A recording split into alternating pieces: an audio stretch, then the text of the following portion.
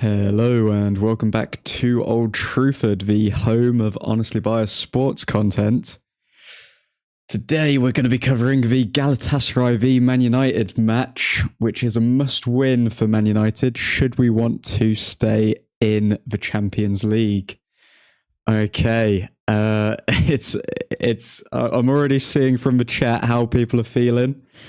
We've got Caleb who's really scared. We've got Suhan scared too. Nice to see you, lads. How you doing?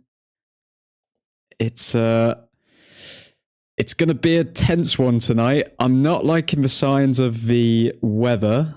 There has been chat early on about this match on whether it will actually go ahead because of the state of the pitch. However, it does appear as though it will be going ahead.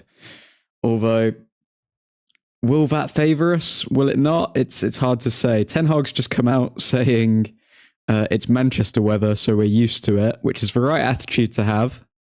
Happy that he's confident going into this, but at the same time, I'm looking at videos of that pitch and the ball doesn't really move very quickly across it, so there's going to be a lot of dangerous tackles going in, and given the fact that half of our squad are now injury prone, from the looks of it, I'm not liking the state of that pitch, especially with someone like, although it may favour defenders like Maguire, because if the players can't sprint as much, then yeah, maybe everyone's going to be playing at Maguire's pace, but I don't know, guys.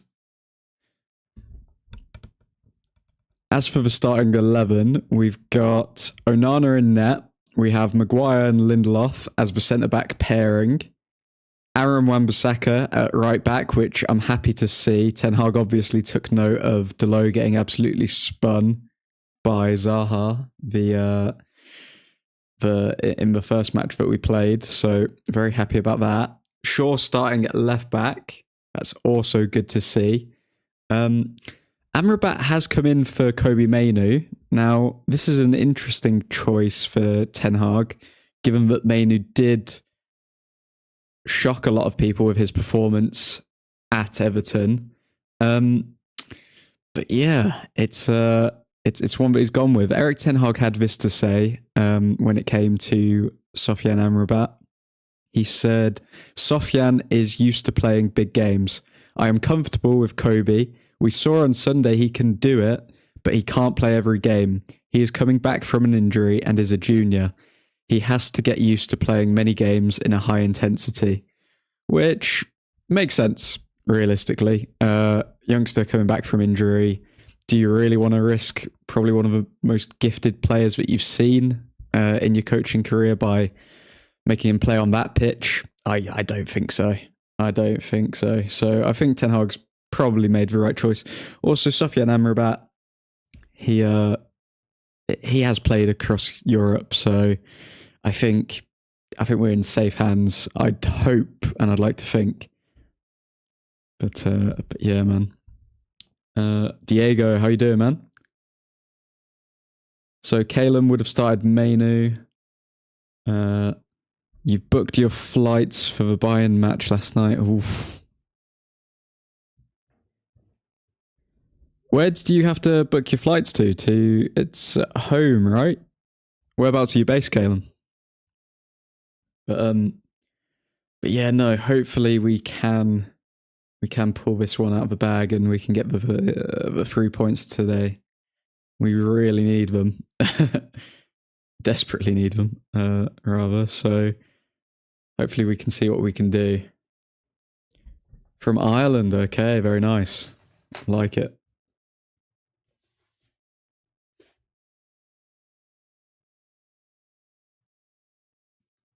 But yeah, so I think going into this game, there's a lot of factors to note down. We looked at the stats before the match on early doors, and it was going to be a scrappy game anyway if we were going based off of history. But the fact that the weather's like that, means that it's going to be even scrappier. It's really going to be taking any opportunity you can get. I can see it being a very tight game because I don't see how they can play liquid football when the pitch is literally liquid. It's just going to be bobbling all over the place. So let's hope for the best. I'm just trying to get something up at the moment. So let's see what Ten Hag actually had to say regarding a few of these things. So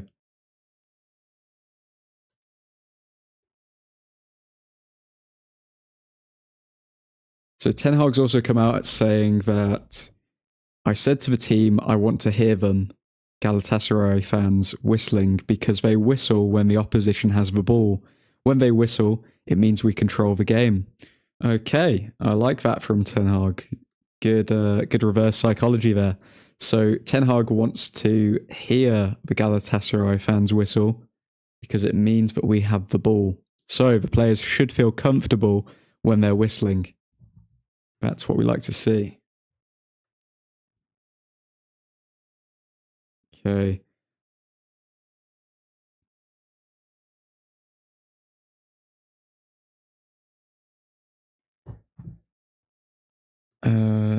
Just getting a few things set up here. So yeah, Ten Hag also obviously mentioned about Amrabat not rushing Kobe back from injury.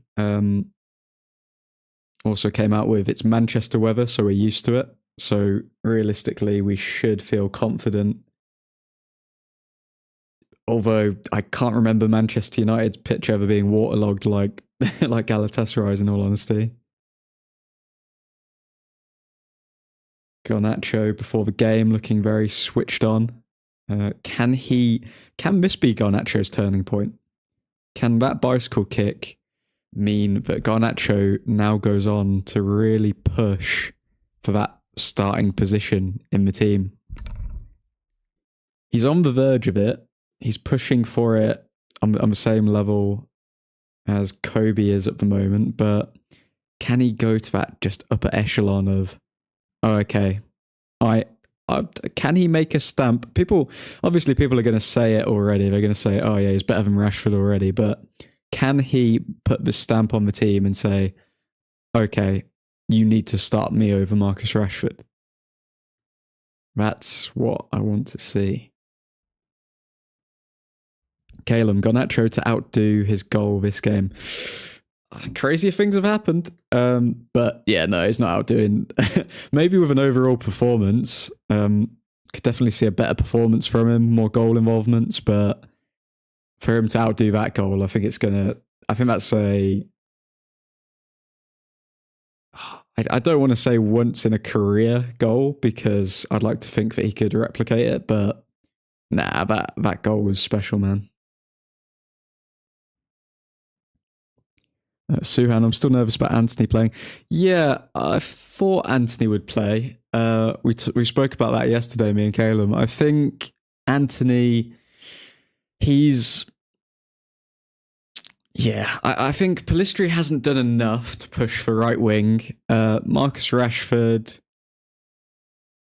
surprised Marcus Rashford isn't playing on the right wing, to be honest with you. That front three scored 3 goals against Everton and only Garnacho remains from it. So it's a bold move from Ten Hag. But then Ten Hag may be thinking that this front three hasn't had the opportunity of having a solid back five behind them. So he's giving them that opportunity now. But yeah, no, I think Rashford's suspended. I keep forgetting that, man. I even put him in the early doors. Bloody hell. That's why Rashford's not starting. So it was between Pellistri and Anthony. I need to wake up. So it was Pellistri and Anthony. And yeah, Ten Hag came out saying about Pellistri how he needs to push for that starting position. So I think yeah, Anthony was the natural choice given the Rashford suspension and Ten Hag's comments on Pellistri, which I think are fair. in all honesty. Pellistri's got into a good position a few times, but he hasn't quite pulled the trigger.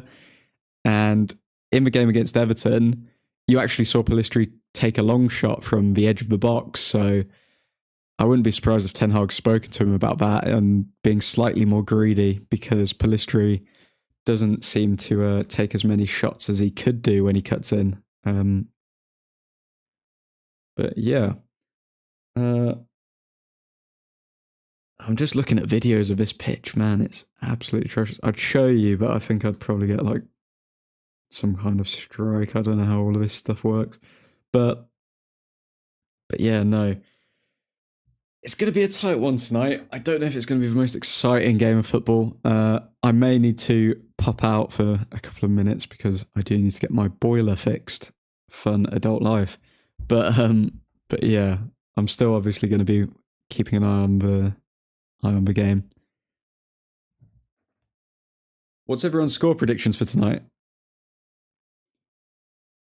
Caleb, the admin had a stink in his line video. I did. I can't even deny it, mate. I can't even deny it. That stinker's up there for all of time now.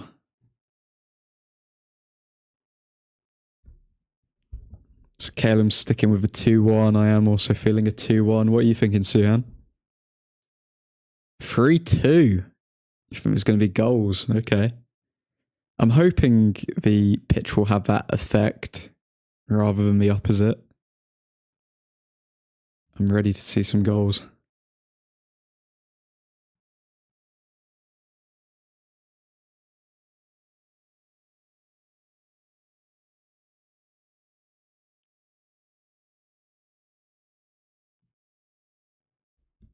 Caleb, just want to get the win and get out of there.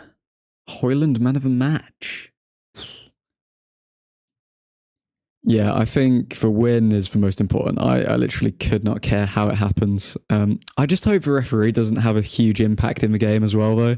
Like, the Copenhagen game really should have been a win. If we're being honest, it's sad to see that we're in this position because of the referees, because we can purely point it to the referees. And a bit of shocking defending from Delo. To be fair, Delo's defending was very poor against Copenhagen. Diego, it's going to end up 1-2 to United. There we go. Okay, Holy Trinity. We've got Diego, Caleb, and myself predicting a 2-1. Let's just put that energy into the air, okay, guys? 2-1 win. 2-1 win. Eshaw, not surprised that Kobe didn't start. You got easy youngsters in. Yeah, it's true. I think, yeah, I think people were obviously just excited. I mean, I was excited, but I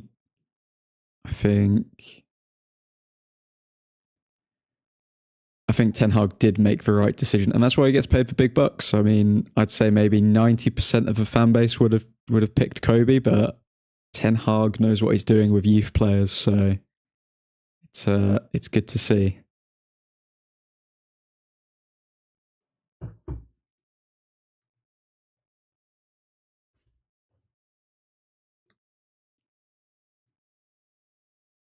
Okay, we're 20 minutes from kickoff. In terms of, it's funny because when when we actually win a game, the amount of drama surrounding United seems to absolutely disappear. But then as soon as we lose a game, it feels like it is literally the end of the world, and Manchester United will never be the same. And yeah, we're pretty much over as a club. But what I would like to talk about is the interview, which I don't know if you guys saw. I posted it on the Instagram with the reporter and Ten Hag, where he literally said that he enjoys when United don't win. And Ten Hag's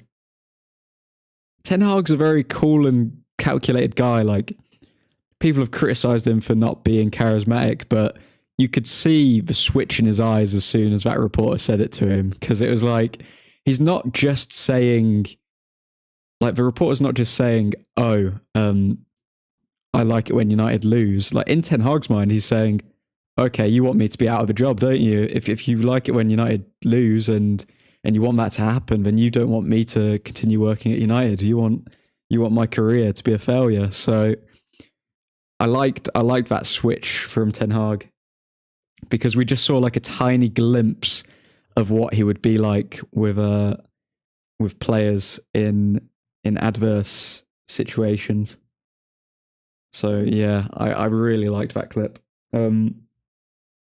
Also, it just backs up everything that we already knew. Everyone enjoys it when United are in a difficult position, and that's what makes it even sweeter when we win.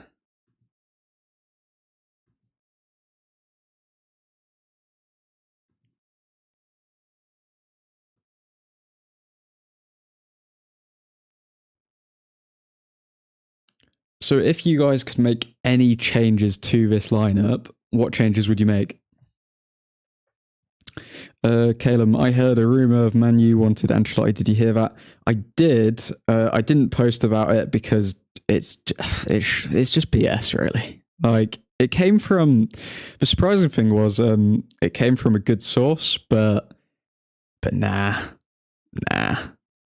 It makes no sense why you'd pick Ancelotti. Like, we've got, like, Ten Hag's building a squad of young players. Ancelotti, I think, he's more of like a fine seasoning on an established squad.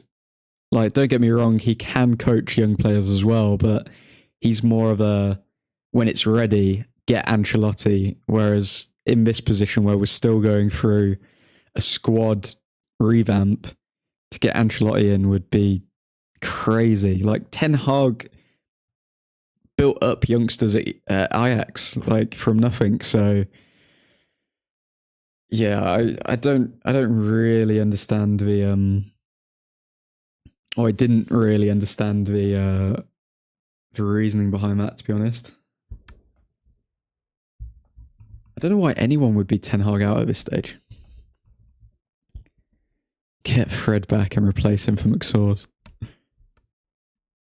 Imagine McTominay gets injured and then a spotlight just goes onto the crowd. Pass to Fred, rises from the stands. He rips off his top. What's underneath it? A United jersey.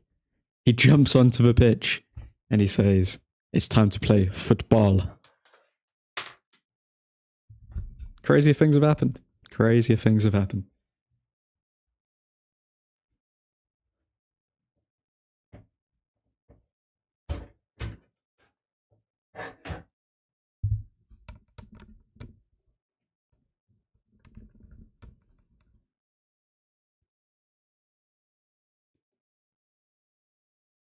Suhan is also in favour of Pastor Fred. Bloody hell, guys. I mean, McTominay's not that bad. He's not that bad. He's average. He's distinctively average. But he's just, yeah.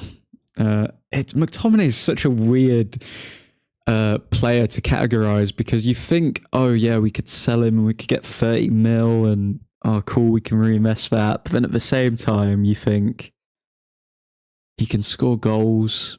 Perhaps he's been playing the majority of his United career out of position. Everyone says about how he's a good leader. Says that he's a top professional. So is he just a good person to have in and around the squad? Maybe he is. And also academy graduate. And people say, oh yeah, I shouldn't pay attention to the academy graduate side of things. But look at United's history. Like, we're all about academy graduates. So I don't know. Suhan, he's literally just there on the pitch. No one even notices him, honestly. Yeah, to be fair, the Everton game, for like 60 minutes, I had no idea. I didn't know where McTominay was. I think he got better towards the end of the game, but yeah, he was really when you compare his performance to Kobe's, I was like, which one's 25 and which one's 18? It was mad. But we need Scott to be the destroyer. We need him to put the tackles in and get the yellow cards and be that dirty player who brings a bit of grit to the squad. So there is a place for him. He either scores or gives away a pen. Yeah. McMarmite. That's what his name should be. You either love him or hate him.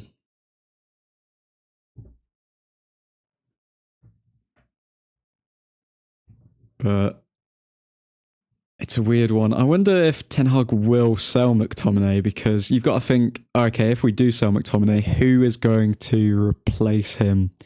There's also been reports. I haven't posted about these either because I'm still on the edge about them. But there's reports as well that we're not particularly thrilled with how Amrabat has come into the team, and the odds of us signing him on a permanent deal aren't very likely at the end of the season. So I don't know what you guys think about that, but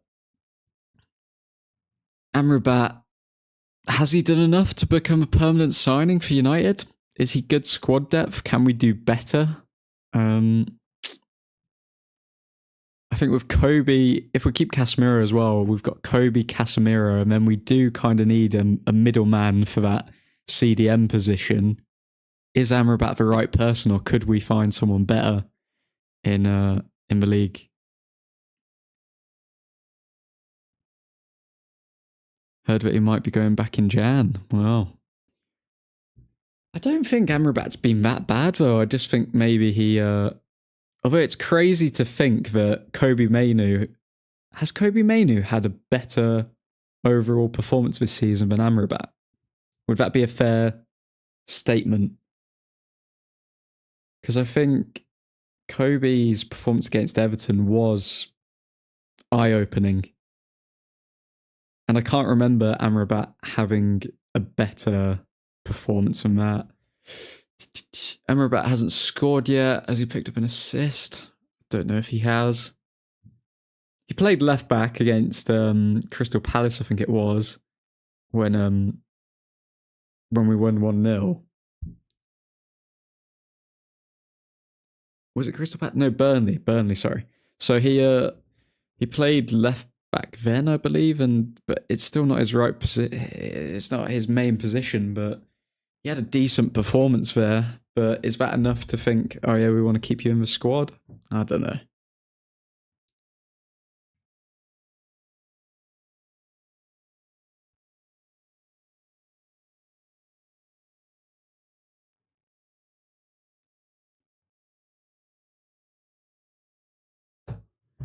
Calum, yes, defo Mainoo had a better performance.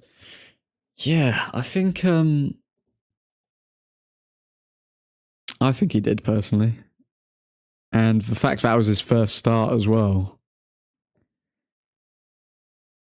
makes you think and makes you wonder, okay, do we even want to have another CDM if Kobe's there to take away opportunities from him?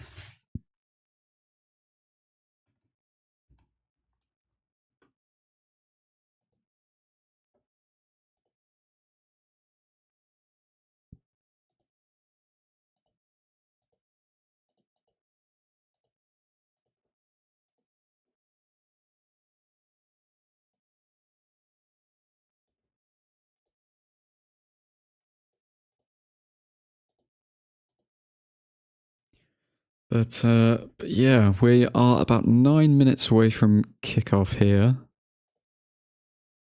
Just getting more things set up. But yeah, it's going to be a very close game tonight. I think it's going to be a nail-biting one. I think Højlund as well. That's something that we haven't really mentioned. Højlund coming back in for Martial.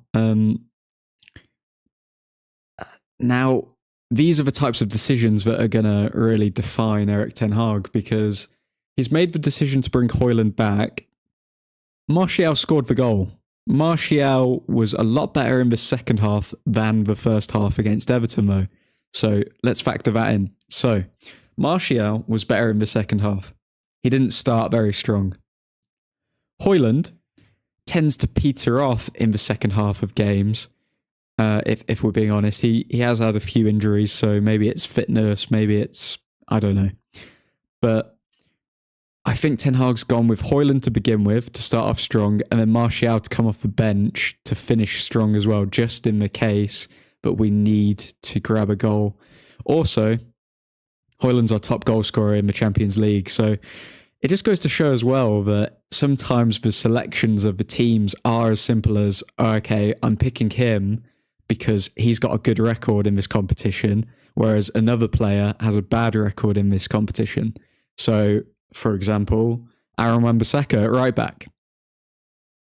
Like, Dalot has had a lot of dodgy games in the Champions League this season, and it seems that finally, when Aaron Wan-Bissaka is injury-free, he comes straight back into the side, and Dalot's dropped. So, similar thing with Højlund and Martial, and similar thing with Dalot and Aaron Wan-Bissaka. Suhan, I think he needs more time on the pitch, I guess. Yeah, Amrabat. Yeah, he would need more time on the pitch. A lot of people wanted to see the Amrabat, Casemiro deep, and then Fernandes high up, but I think they've both had either injuries or suspensions, so then we haven't really seen that too much. Calum, yes, Defo mainly had a better performance. Mount Defo needs to be booted. Oh, come on, man. Don't be like that towards good old Mason. Like, I'm not gonna lie, I don't have too much of an affinity towards Mason. Like, I'm not. He hasn't done anything for us for me to be like, oh yeah, no, he'll come good. It's more of wishful thinking at this stage, and just believing that Ten Hag knows what he's doing. But I don't know, Mason.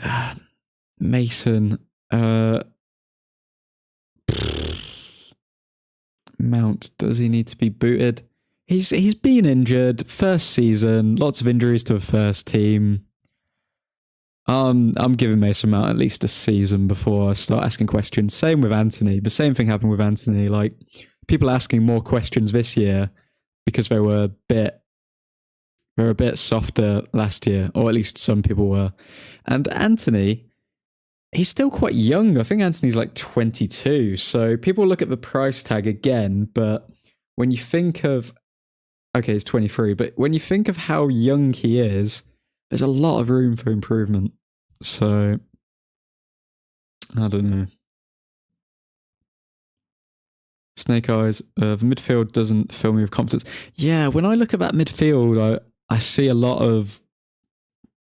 Well, I see Fernandes carrying them pretty much.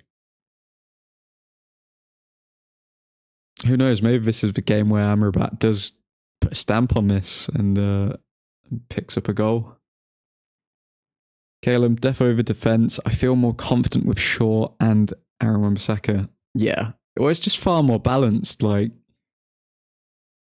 from playing in defense, like, and from receiving, like, the coaches that I had when it came to sports and stuff, they were Olympic level. Like, I wasn't, but they were. And one of the most basic things that you get taught as a fullback is, okay, if the fullback on the other side goes up, you stay back a bit so then you can kind of cover ground. Now, I don't know if that plays into the tactics at all of Erik ten Hag, and I'm not going to pretend like they do, but having Shaw go up and Aaron Wan-Bissaka sit a bit deeper, or the other way around, with Aaron Wan-Bissaka going up and Shaw sitting deeper, it just provides so much more balance into the side, whereas I feel as though Dalot gets himself trapped in no man's land quite a lot. And then we know that he doesn't have the one-on-one defensive capabilities to actually make up for that no man's land positioning. And yeah, I just still can't see a world where Dalot becomes a consistent first teamer for Manchester United without his flaws being exposed regularly. Suhan, can't wait to see Zaha versus Aaron Wan-Bissaka. This is what we're here for. Because because let's face it, Aaron Wan-Bissaka is probably I think he came out and said it. Aaron Wan-Bissaka is probably as good as he is at one-on-one defending because of the training that he had with Zaha every week. Like Zaha being one of the trickiest wingers in the Premier League at the time to stop and tackle. So yeah, seeing them two against each other is going to be very interesting to watch. To see if Zaha is actually going to try and take him on. Well, Anthony is 007 for mums. Oh. Well, that's until tonight, Caleb. Okay, Anthony is going to score an absolute screamer tonight. Screamer. Okay, players are in the tunnel. Onana looking very relaxed. Smiling, jumping up and down, doing a little wiggle of those hips. Things you love to see. Delo and Varane were having a good little giggle on the bench there. Let's see the body language of the peeps. Everyone's looking very focused. Everyone's no cheers from the United players. They're all just heads forward.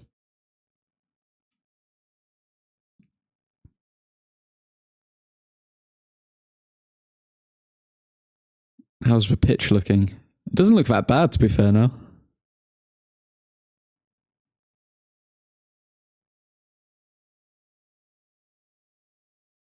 Oh, there's a Cardi. He's definitely the one to watch. Man. Oh, welcome to hell. That's nice. Little do they know the Red Devils were born in hell, you idiots. It makes no sense.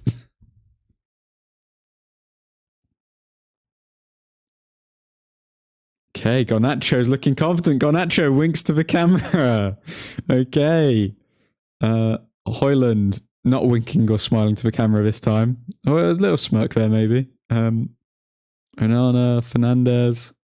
Fernandez shaking it, nodding his head to the Champions League music. Okay, a few little smirks here from Torreira. Little fist pump there from the mascot.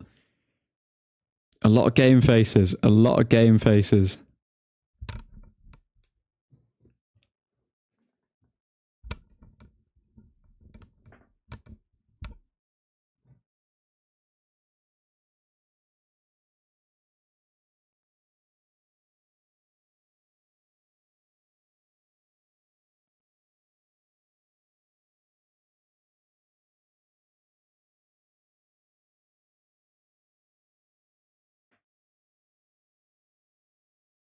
Okay, 2-1 win. Anthony Screamer and Amrabat scissor kick.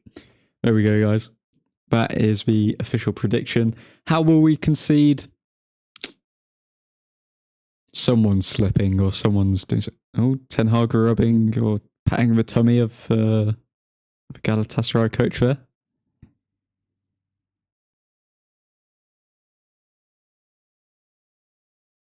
Captains exchanging their respective flags. And who is going to win the coin toss? Fernandez. Are you feeling lucky? Fernandez wins. Does he? It was hard to tell there, to be honest. Let's say Fernandez won that.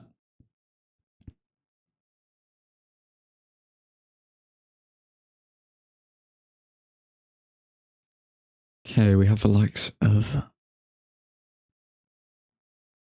Realistically, there's no way we can lose because this team has already won my heart. Okay, guys, we're the real winners here.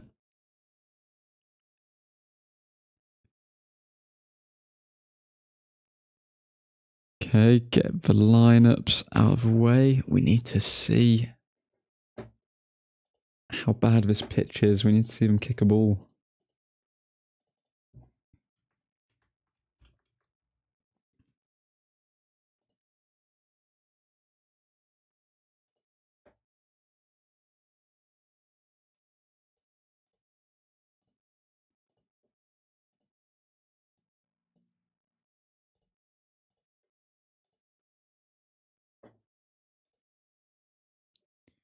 And the first half is almost underway. Boom. Okay, let's go. Come on, United. Anthony starting, yeah, Ravi. It was Anthony or Pellistri, and yeah, Pellistri hasn't done enough to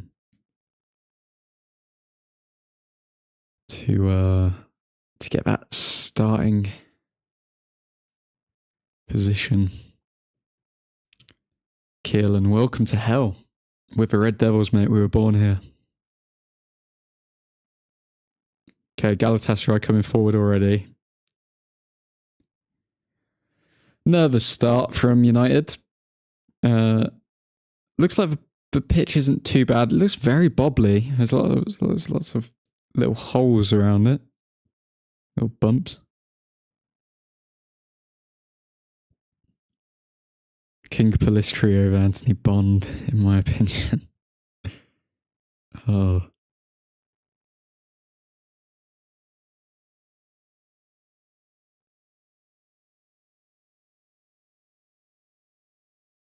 I wonder when the 007 thing's going to die, because I swear every player, literally any new player to any new team, it's just earmarked for them.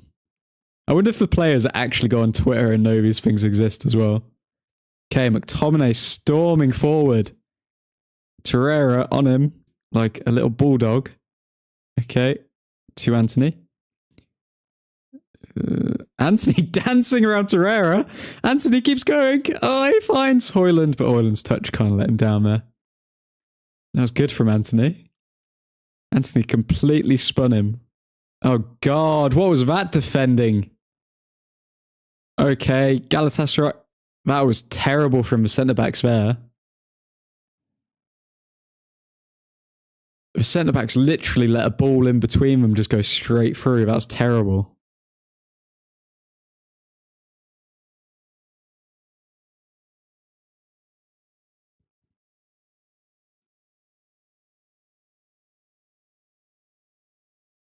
Okay, corner for Galatasaray.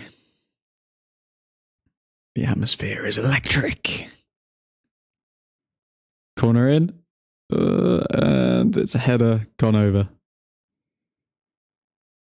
From former Arsenal player Torreira.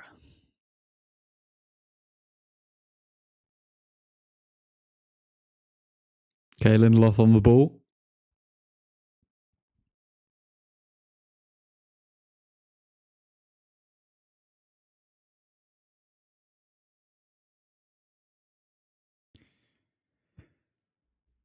Okay, we're somewhat trying to form attacks. There was a bit of frustration shown there from, I believe it was Anthony. Galatasaray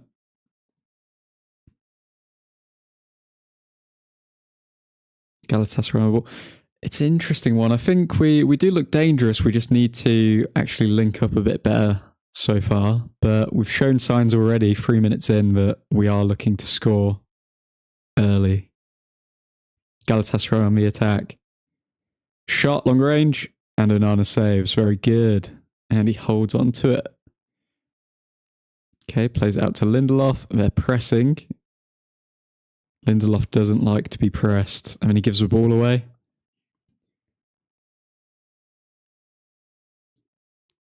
Okay, long ball, but Onana collects. Very good.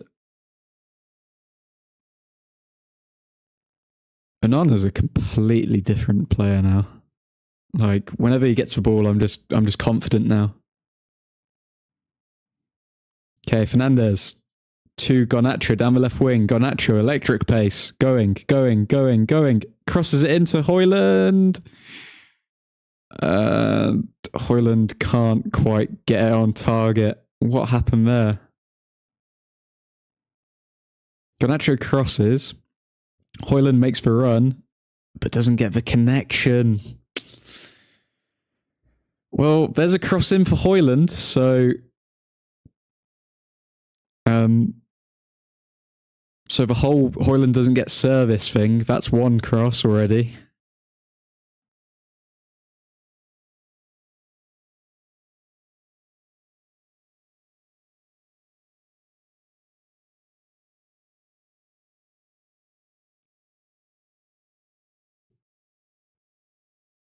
Okay, Galatasaray here, playing at the back.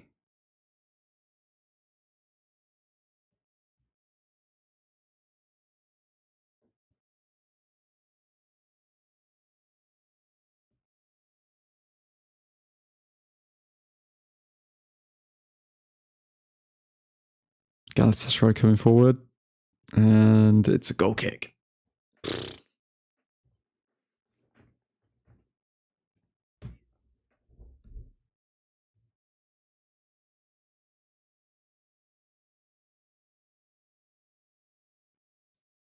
Interesting start so far. Galatasaray do look dangerous as well. It might actually be quite a high-scoring game, this. Diego, it's plays like that which serve as a stark reminder that Højlund is not a bona fide striker or finisher more often. Yeah, I think he's still definitely a diamond in Barov. Not much more Garnacho could have done right there. Yeah, exactly.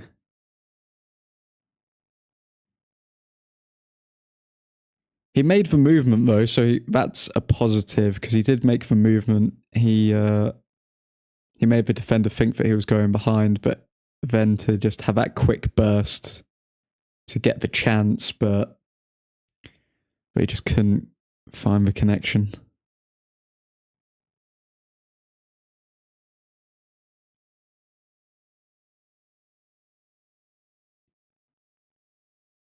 Okay, United playing it out the back here. Maguire on the ball to Wan-Bissaka. Back to Maguire. Maguire finds Anthony somehow. Anthony's sprinting forward. What's Anthony going to do? Anthony cuts in, finds Fernandez.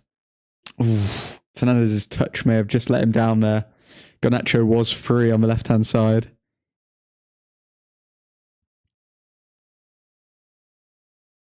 I think we could be seeing the beginning, though, of a very beautiful partnership between Fernandez and Garnacho.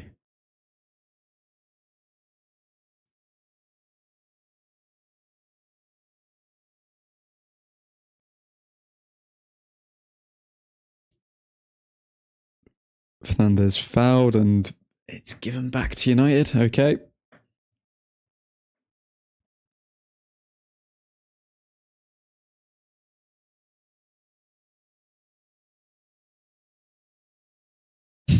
The referee puts his finger up and says, I am the captain now.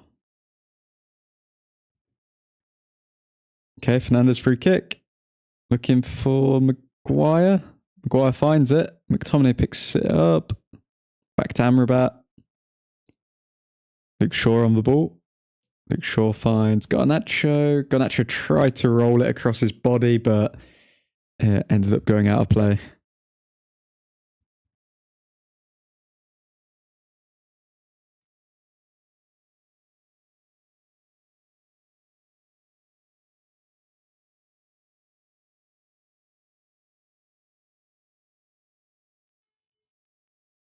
Garnacho sprinting. Garnacho trying to push the Galatasaray player over, but then ends up falling into him head first.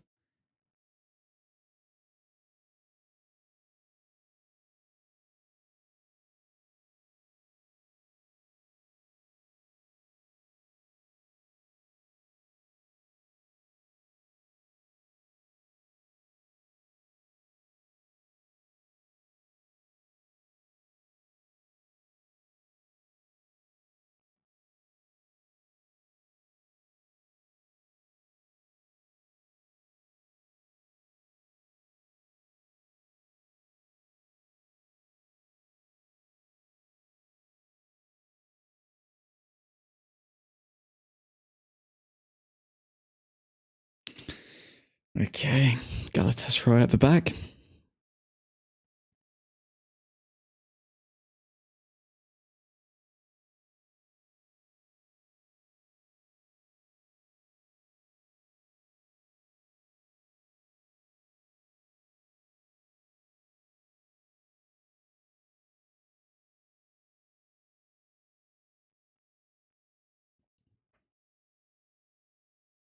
Galatasaray looking comfortable at the back. Long ball for Galatasaray. And Onana collects again. Okay, Luke Short to Amrabat. Amrabat back to Onana. Onana was pointing for Amrabat to go elsewhere, but he did pass back to Onana.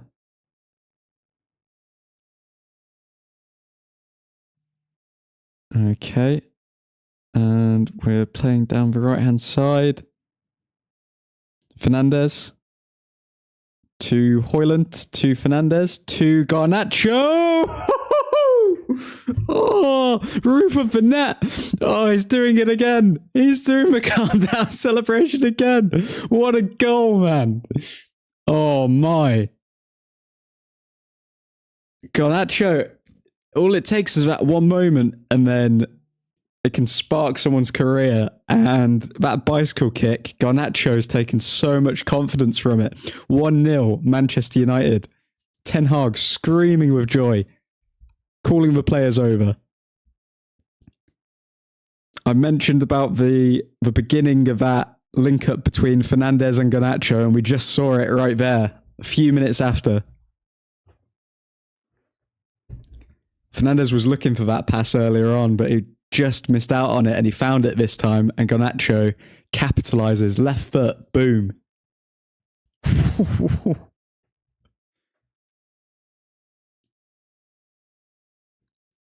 You know what's crazy? I was seeing a Chelsea fan talk the other day about how Garnacho doesn't have the skill to actually be a first team starter for United, and I'm like, so many people talk so much shiz when they know nothing about players. Like, you could watch Garnacho for one game and tell that he's going to be an amazing player. I think the referee's talking to Garnacho and Fernandez about his celebrations because the Turkish fans are insane.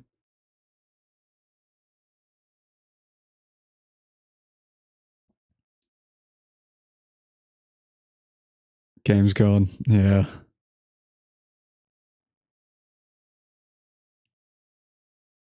Can't trust those fans. But at least they're not on their phones, so they can watch us absolutely destroy them.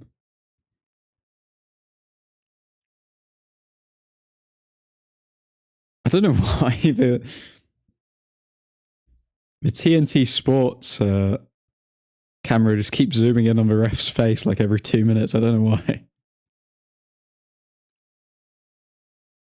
Suhan, ref's on some superhero shit. Yeah, I know. I don't know what's going on here.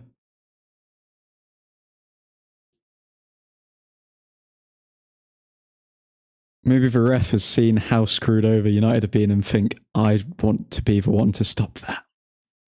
Amrabat almost taking out Garnacho there with that tackle. Main character syndrome. Well, the cameras love him as well, so it's not just him thinking that he's the main character. Now, don't bottle. We're not going to bottle it, Caleb. Come on. What do you think's happening here?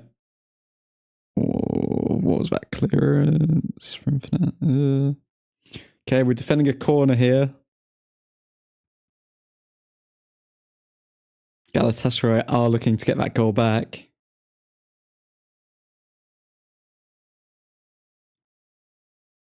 Okay, cross from Mertens. Oh my god. Oh my god, what are we doing? Okay. Onana saves. Then they think that there was a handball. Somebody's lying down in the box. They're looking for something, aren't they? Anything.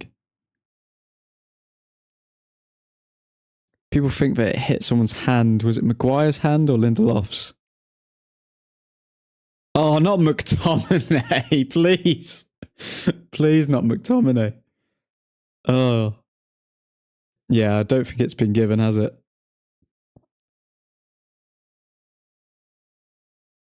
No penalty, Stuart? Okay. Jesus Christ. It just... I'm sorry, if that's McTominay, that'd be madness. Ah, no worries, Mackenzie. Thanks for tuning in, man.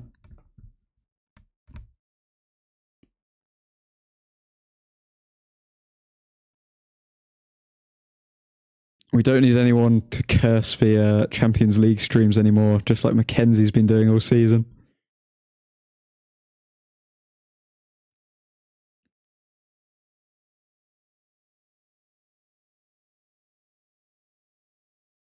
Calum, the only man it could be would be McSauce. We need to switch on though, because realistically it's getting closer to a scrappy game. If we take control over the next 10 minutes and get another goal, then it could be a very different occasion tonight.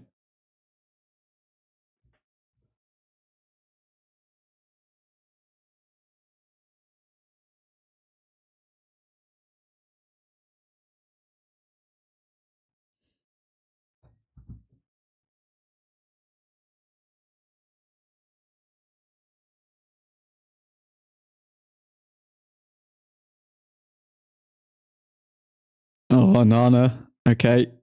Don't worry, he makes up for the mistake. It's okay. It's okay. He makes up for the mistake. It's all good. Nothing is happening here, guys. Composure FC. Oh my god, that's directly at the Galatasaray player.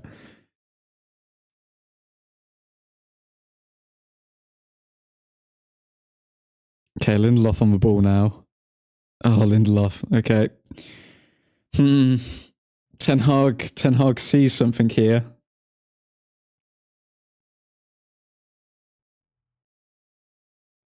Okay. Shaw throwing. Maguire. Maguire gets it forward. Luke Shaw. Fernandez. Fernandez. Up the pitch. Garnacho sprinting on. And the Galatasaray player kicks it out of play.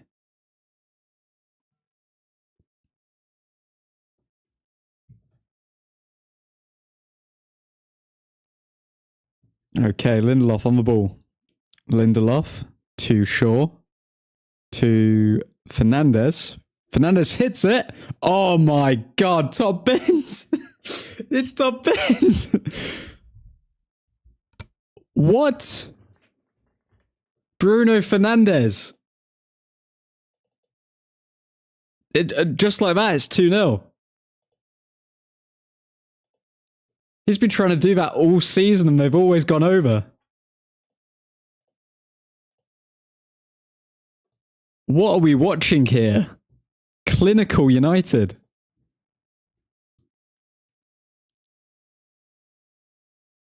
He shoots. Outside the box for dip as well. We're 2-0 up. Captain Fernandez turns up when he needs to.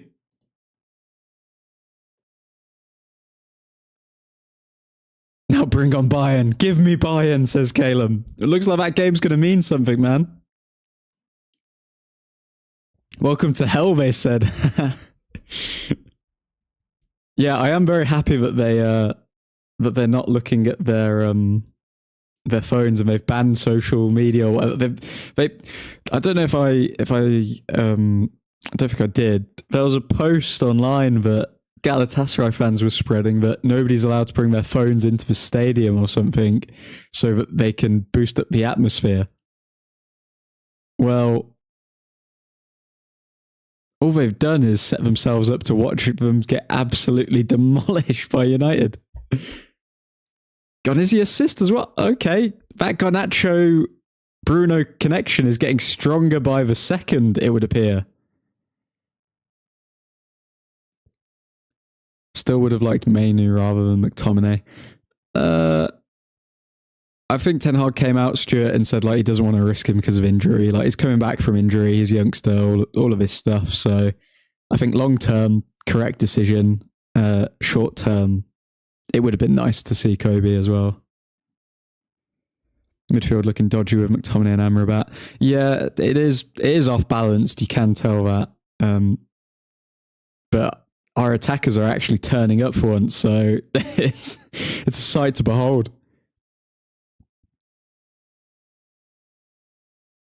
Garnacho has made the left wing spot his now, by the way. Like, I was talking about, like, scoring a wonder goal, sure, that puts you in for a shout, but he has made left wing his position. Like, Garnacho is going to have a few stinkers for Rashford in order to get back into this team. It's Garnacho's spot now. Anthony sprinting up the pitch, but gets fouled. McTominay tries to cover, but he can't.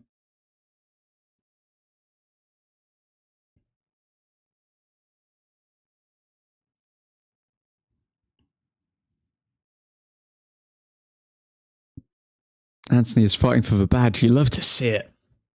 Well, that's one thing Anthony does have. He does have good character when it comes to United. Obviously, got a lot of passion for the team. Probably one of the many reasons Ten Hag brought him in, as well as Martinez. Okay, Maguire, long ball to Shaw. Good ball. Shaw with a touch of gods. Beautiful. Brought it down like it was nothing. And something's happened here. I think the ball's been punctured. Okay.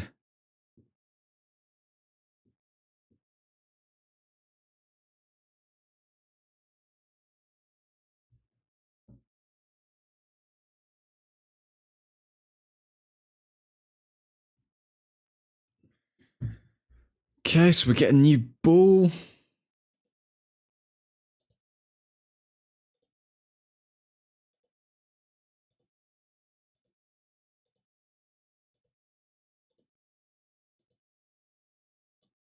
Man, Garnacho and Fernandes. Do you know what I love to see as well? All of the young players that are coming through have a great relationship with Bruno Fernandes. So there were reports of Kobe Mainu being put forward for interviews and stuff, but Fernandes didn't want him to do it. After Garnacho's wonder goal, there was a lot of talk between him and Fernandes about what he expects and how he rates his performances.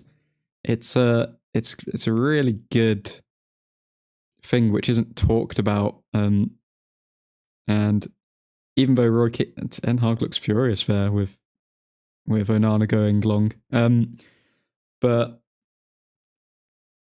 it's one of those things that, like, Roy Keane obviously speaks a lot of sense, but I think he was questioning Bruno Fernandes' captaincy a bit too early. Since he has only been captain since the start of the season, so what, like 19 games, 20 games?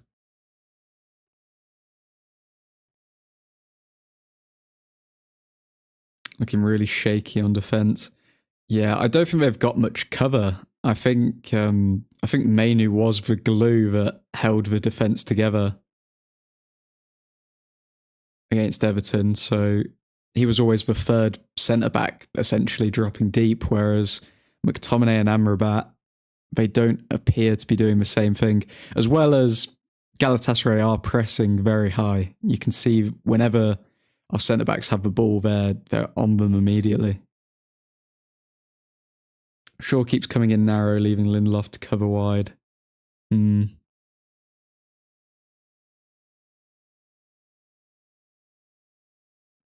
They're definitely targeting Luke Shaw because they know that nobody's getting past Aaron Wan-Bissaka on that side. Unless Erik Ten Hag wants Shaw in the box for crosses, seeing as Lindelof can't jump. Where's the yellow cards, ref? I think this ref has been very lenient, which is good to see. Because it's usually the strict ones that give penalties against us and pointless red cards. I'd prefer this type of game rather than what we've seen so far.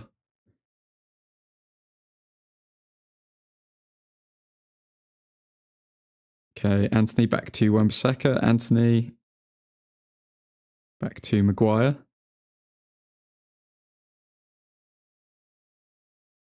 Wan-Bissaka.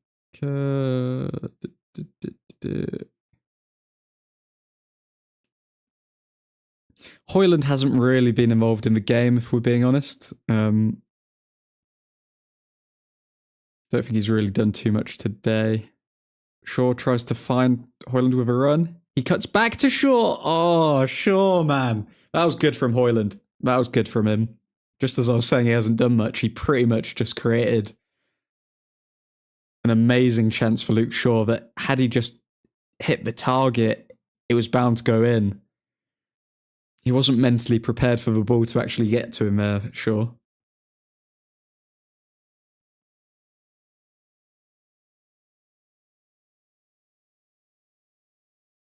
You reckon Højlund will score?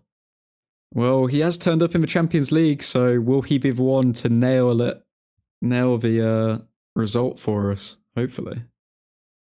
Maguire back to Onana. Onana to Lindelof.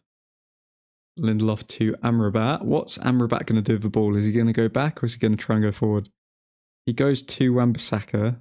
So we're looking to keep possession here. Wan-Bissaka to Anthony to Amrabat. Amrabat to Fernandes. Fernandes to Anthony. Okay, McTominay getting forward here. Can McTominay find a cross? It is deflected and Galatasaray have the ball. And Galatasaray are looking to attack as soon as they can. Fernandes tracking his runner. And yeah, he picks up the yellow card.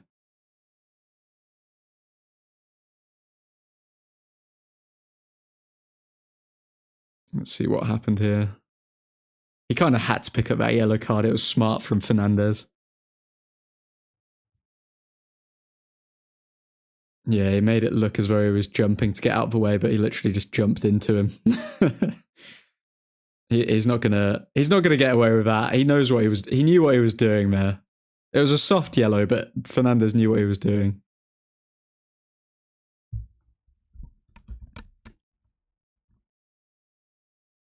Okay, Ziyech on the free kick. He is good with free kicks. He likes to curl them.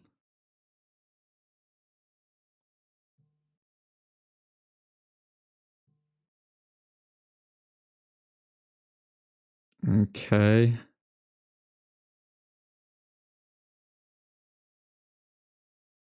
He shoots. And what happened to our wall there?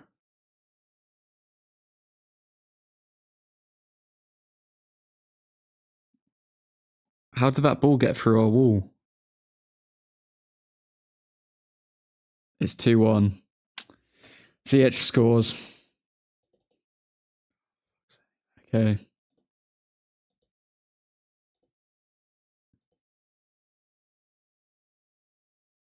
What happened here then?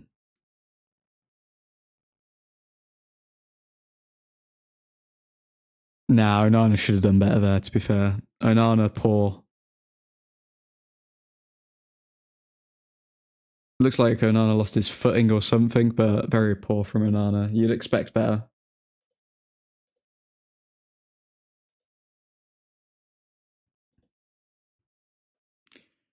And the game's still alive. We need that third goal now. Wan-Bissaka charging forward. That's going to give Galatasaray a lot of hope. But 2-0 is one of the most dangerous scores in football, so we need to get that next goal now and just take it away from them again.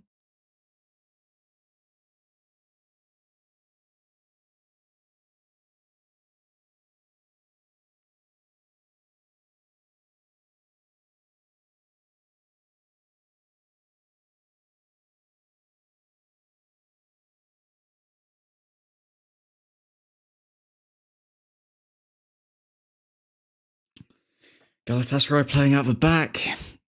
This game is very different to what I expected. I thought it was going to be a very close game, but it looks like either team can score at any moment.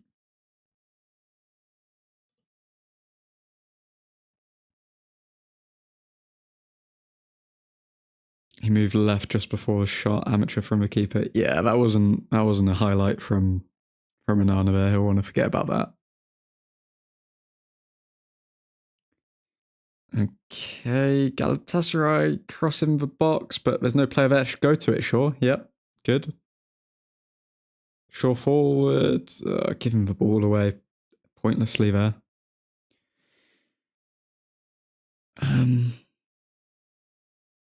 Okay, back to Onana. Good, collects it, no spill. Get your confidence back up.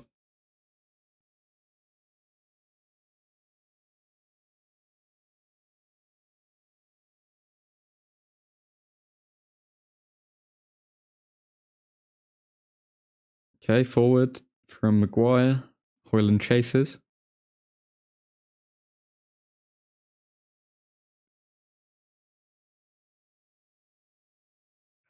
Okay, they're attacking down our left-hand side shot.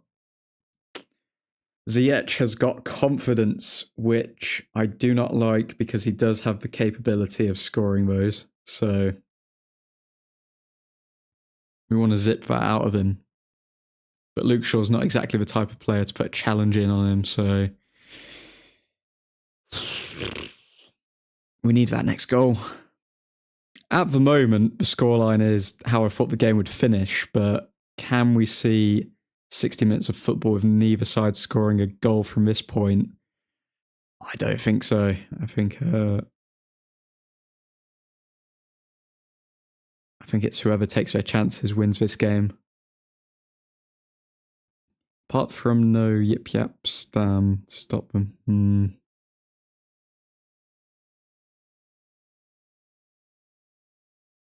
Okay, Galatasaray down the right-hand side again.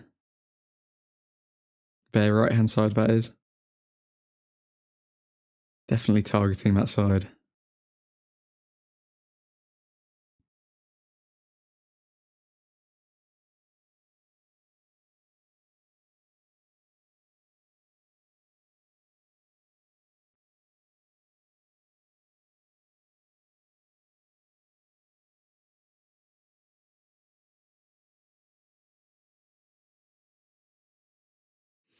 Pressing still. I guess the only positive that we could look at this stage is, yeah, we're 2-1 up, obviously, but also, can Galatasaray press as much as they have this half for an entire game of football? I don't think they can, so it would lead me to believe that United will get better as the game go on. However, this is their home, so the crowd could give them that extra boost of energy. Just as I say, Luke Shaw isn't the type of person to put a challenge on someone.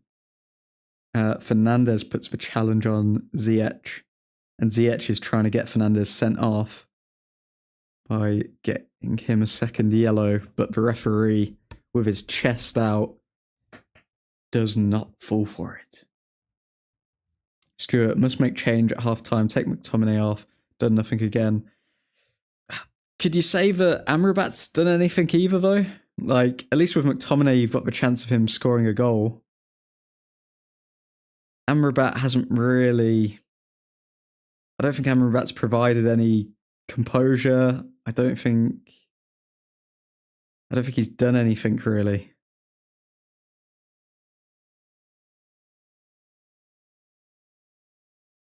And do you put Mainu into a game like this? He's obviously shown composure, but do you... It looks like quite a feisty game out there. It looks like it's going to be one.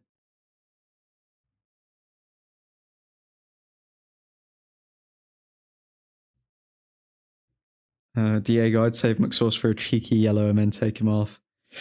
Oh, Galatasaray in our box, but Wan-Bissaka. Oh, Maguire.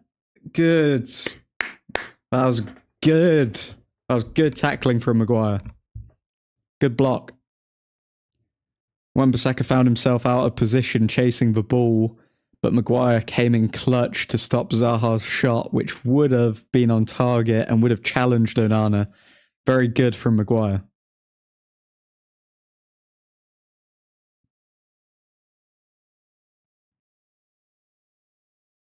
Yes, you're good enough. You're old enough. Yeah, I think. Oh, what is going on there? There was a cross in. Onana saved, but was it offside or what? What happened to there? Yeah, offside. Okay. Um. Yeah, I think Kobe should come on 60th minute, and I think he probably will. In all honesty, I don't see Amrabat playing the entire game. We know McTominay can play the entire game because his fitness levels are good, but we don't necessarily know that with Amrabat.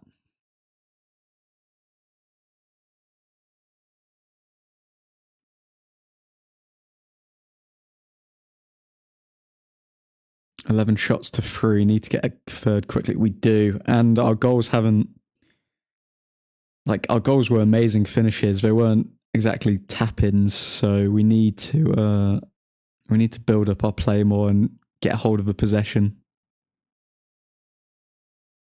Wan-Bissaka forward to Anthony.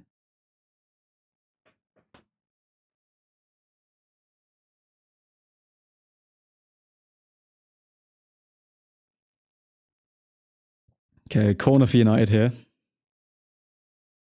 We have to get to half time right now.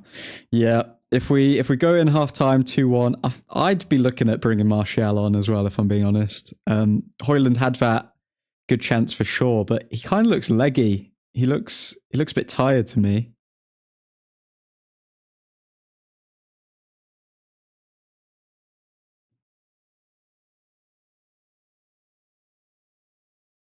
Fernandez corner, and it's away from Galatasaray. Okay. Onana out. Oh, Onana's little shimmy there. Oh, that was beautiful to see. Cross. And it is a corner for United. Yeah. Yeah, I think Martial, Mainu, and Palistri are probably the ones to change this game.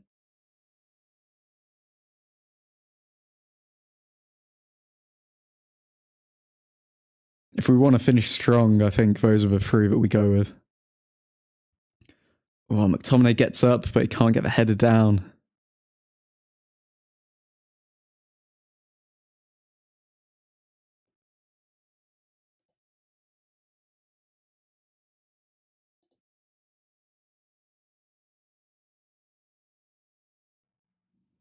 Maybe some delay. Don't start me, Caleb. Don't start me, my friend.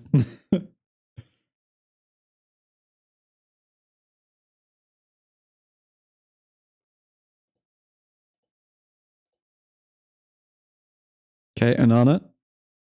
Back to Maguire. Maguire to Amrabat. Back to Maguire. You know what?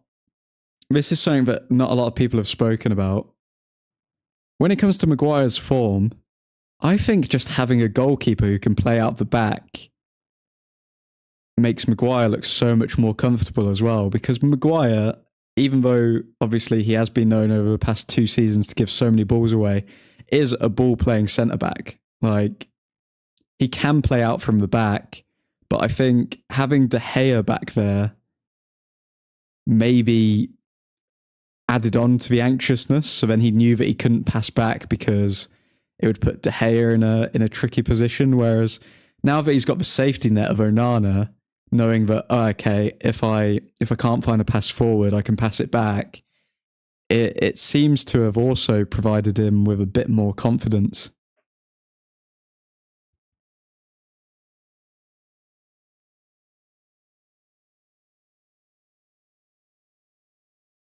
Okay, Anthony on the ball here.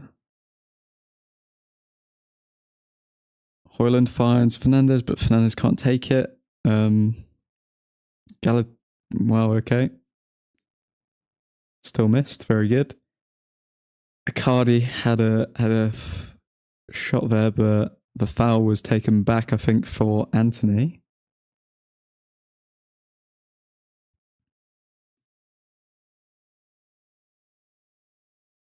Yeah, that was.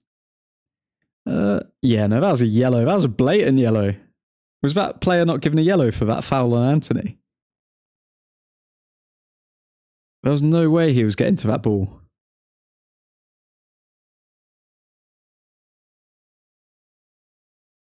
Okay, set piece here. Anthony on the left. Go on. Okay, Garnacho. Blocked.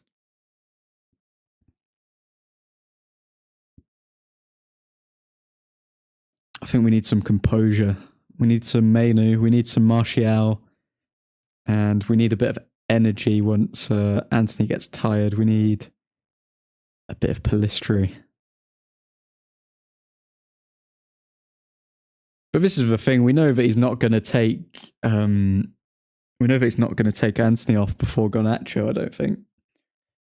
I don't think has Garnacho played a full 90 minutes for us yet. I swear Garnacho always gets subbed off. I don't know why. Still a youngster, but still, I think he's fit enough to play 90 minutes. Garnacho on the ground again. Okay, was it Bowie? What's his name? But yellow card given to Galatasaray. About time. Bowie. Garnacho has been fouled like 5 times. Let's look at what's going on here. One sec. Let's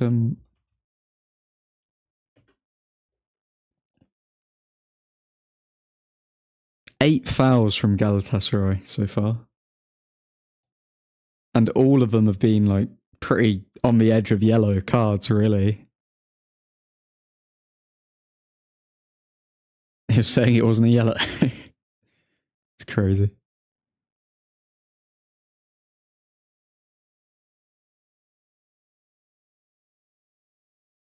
Okay, foul now given to Galatasaray. Maguire on Torreira, it would appear. This is a feisty game, ladies and gentlemen. This is a feisty game. A lot at stake here.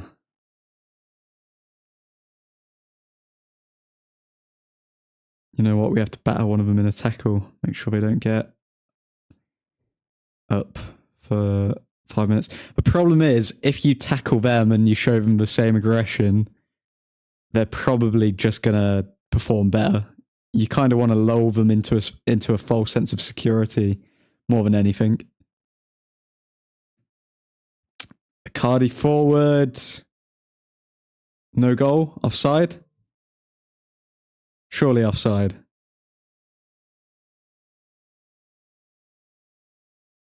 Lindelof, if you played him on, you're an absolute mug. Oh, it's tight, you know. It's tight. We're going to have to see the lines.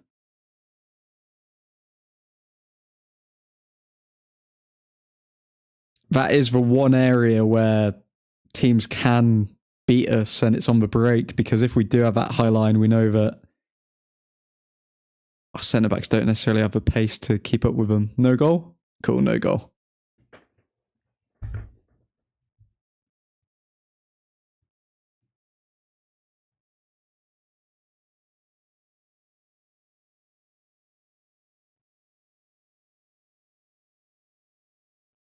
That's showing the weakness of Lindelof and Maguire. Yeah. That and set pieces are really the only way that we're going to concede tonight.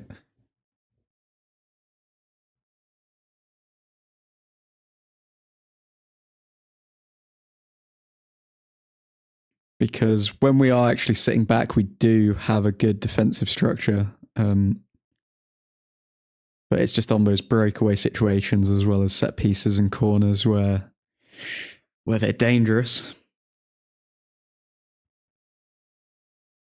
Diego Bowie on a yellow. Gonizzi needs to have at him. He does. He needs to properly be going on one-on-ones with him now. Wan-Bissaka.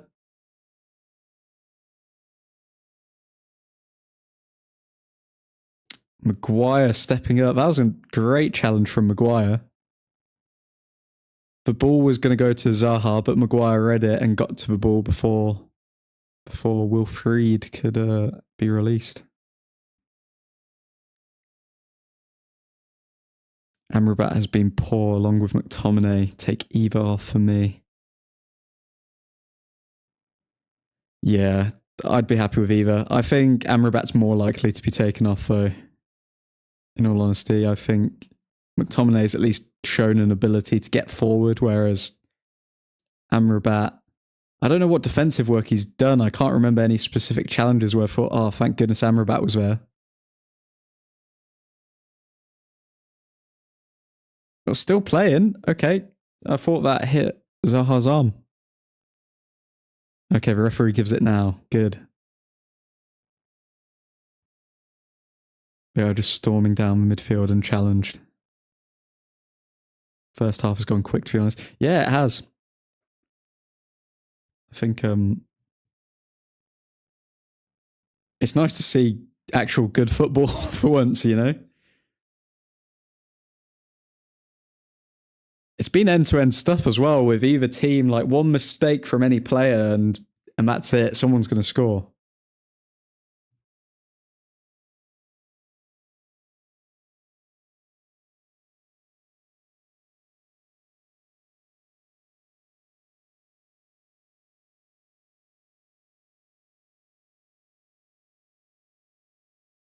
Yellow card for Amrabat. More of a reason to take him off, Ten Hag. I swear Amrabat was the one that got kicked in that. That's a bit of a weird yellow card.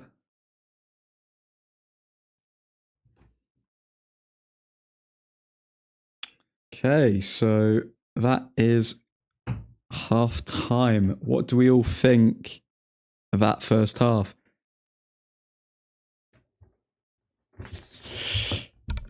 Suhan, eesh, close game. It is. It is. I like it though. I think the refereeing's been decent.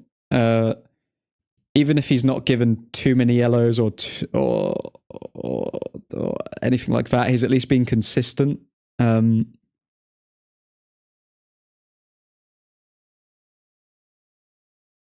Lindelof offside, I've just seen the... That's weird. I've just seen the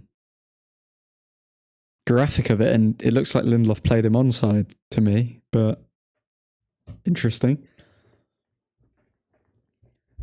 Okay, so we're Diego surviving by the skin of our teeth. We are, to be honest. They've got very close, and this second goal for them is coming. So this is one of those scenarios where I have mentioned about Ten Hag. He doesn't like to make substitutes at half time. He very rarely does it.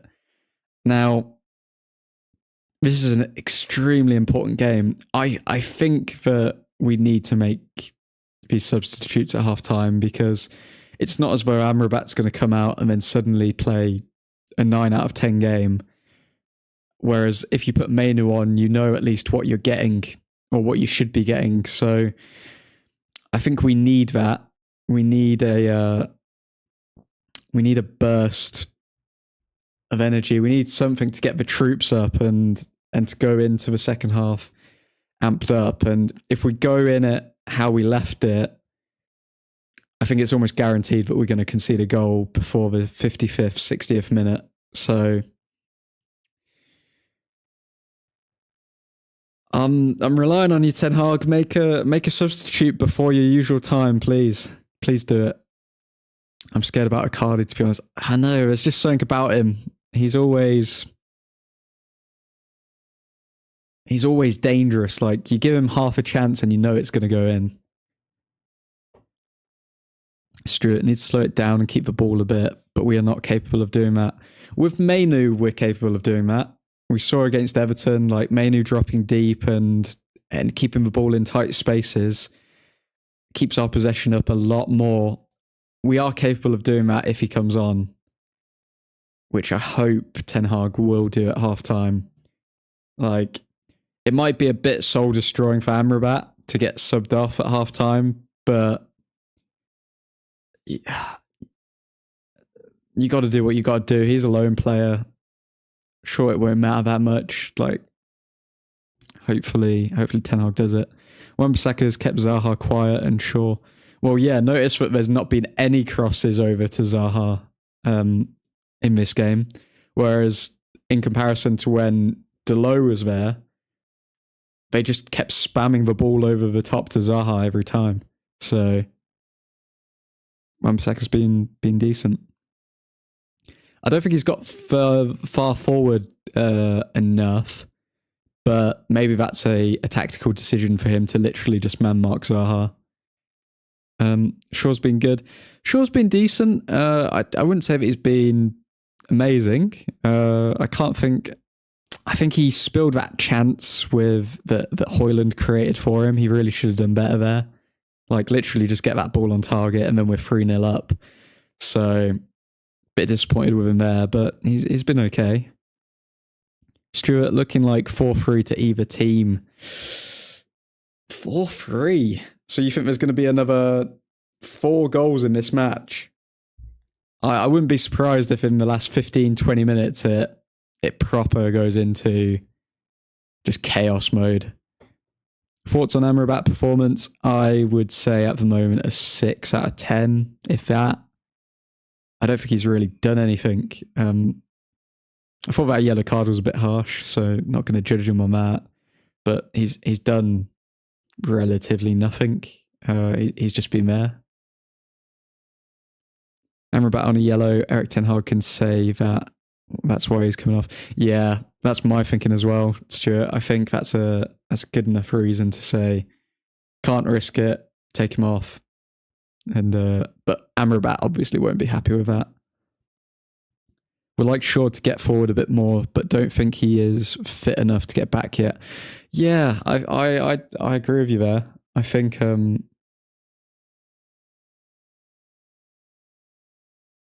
I also don't know what it is. When Lindelof, I haven't seen. I think it might be a tactical instruction because Lindelof, I don't fancy Lindelof as a left-sided centre-back. I think the only left-sided centre-back we've actually got in the squad is Martinez.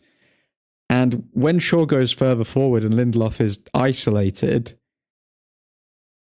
you start to see cracks in the defence, whereas if Shaw stays back a bit with Lindelof, then there's at least something there to deter the opposition from just pinning their wingers high up the pitch. But yeah, I don't know what it is. I haven't seen Lindelof make too many challenges that half. He's kind of been a bit anonymous as well.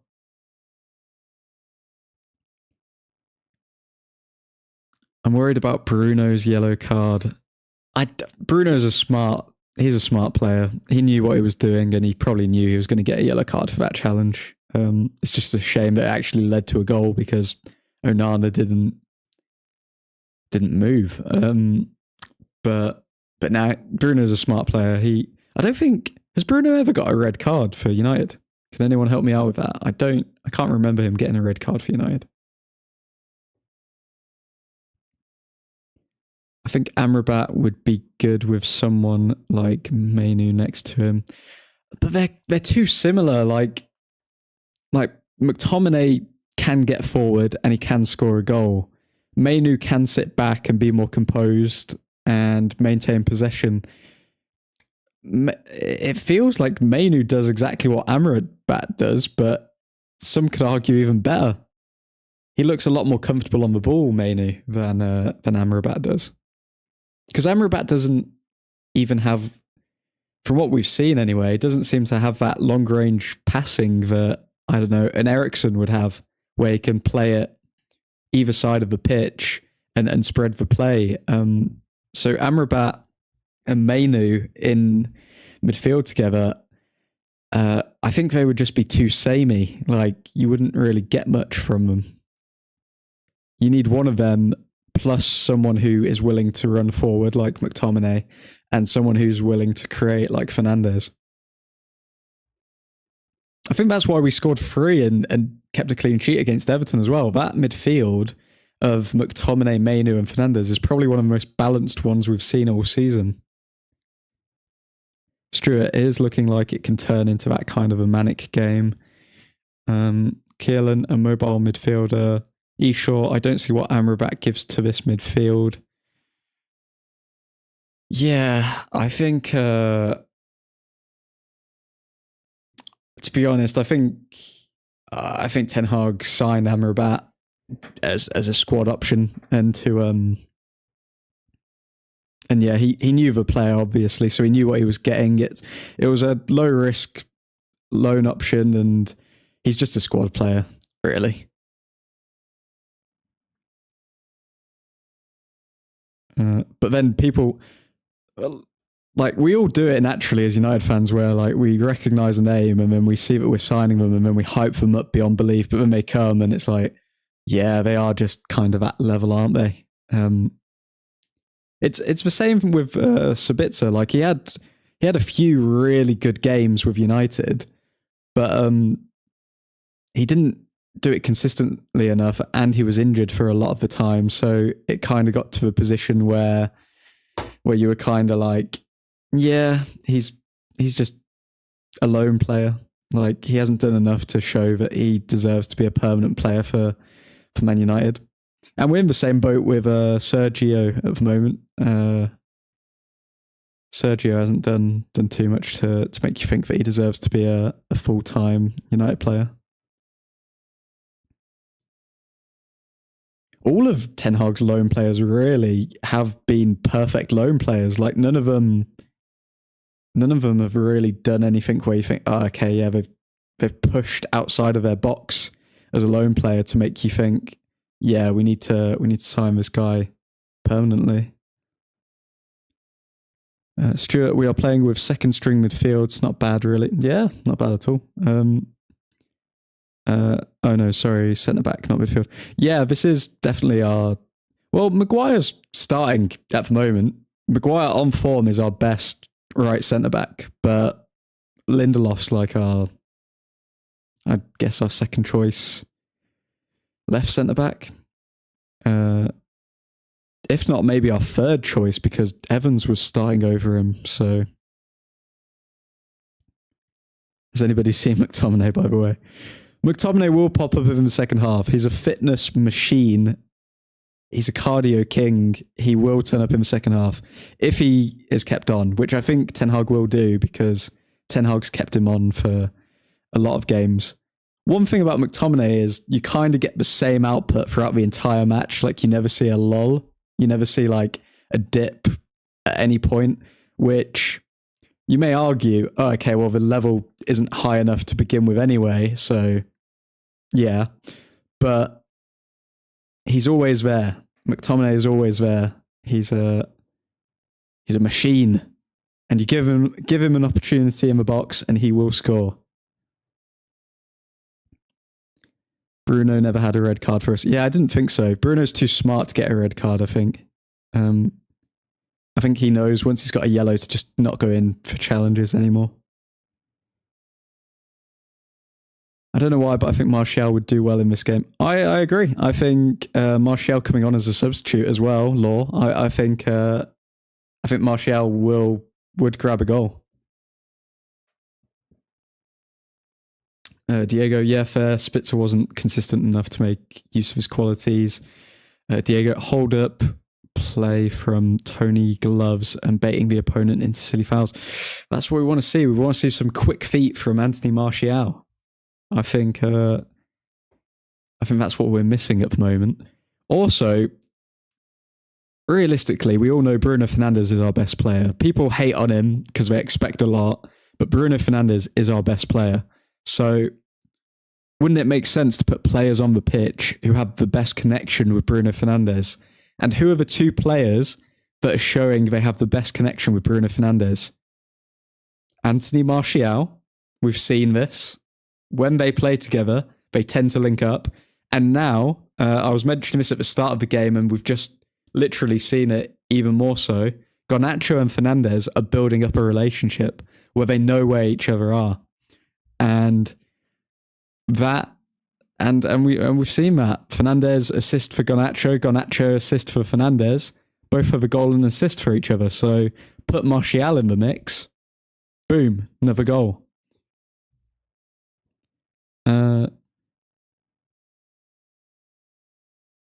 Didn't know McTominay was still on the field, Suhan says Stuart. You sure? Like, Amrabat doesn't carry the ball well and he barely looks for vertical passes, always side to side, and he rarely switches for play. Yeah, and he looks leggy, if we're being honest. Like, when Mainu switches it from side to side and is wandering around, he can also drive into the midfield. We've seen him drive as well, so we haven't seen Amrabat do that. And yeah, I think everyone can see eye test wise, Mainu looks more comfortable than Amrabat looks. Diego, that's true. Sure, he's functioning as a midfield deputy to keep the ball, but he's already conditioned with that yellow. Diego, just had a mate message me to say Garnacho is our only good player. Fernandez scream a minutes later, but I hate to see it. Yeah. I don't, like, on every single metric, Fernandez is in a league of his own, and people still won't give him his credit. It's quite mad, really. But then people just stick on these ideas and they can't get past them. I don't know why. You sure? Well, Frankie was a midfield deputy for Erik ten Hag, Ajax, and he kept it simple at times. He had a line breaking pass in him. I just don't see Amrabat having that type of pass. Frankie also had the progression in him as well. Your nightmare is back again. A poster says here in the Galatasaray Stadium. Please win this game, guys, please. But yeah, Frankie also had that progression about him as well. Like, he would drift past players, which Mainu's shown, which Amrabat hasn't shown. I think as soon as Amrabat gets pressed, he's kind of out of the game. Stuart, we are not getting the ball to the striker, just going to the wings at the moment. Would like a bit of ball playing.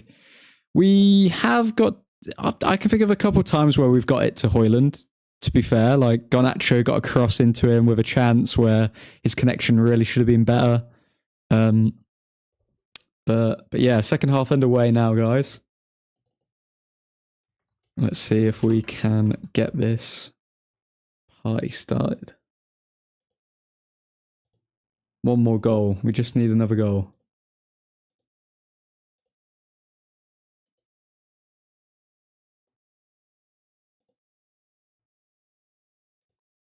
Come on, United.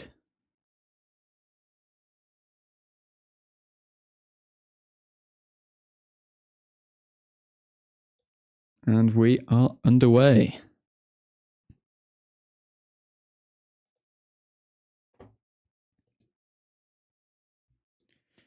Now, are we going to survive the next 15 minutes? If we do, then we've got a good chance of winning this game. If we concede in the next 15 minutes, then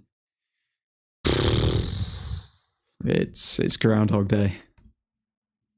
No subs, Anthony and Garnacho swap sides. Have they?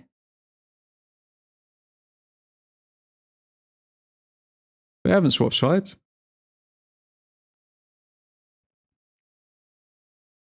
Harry Maguire away.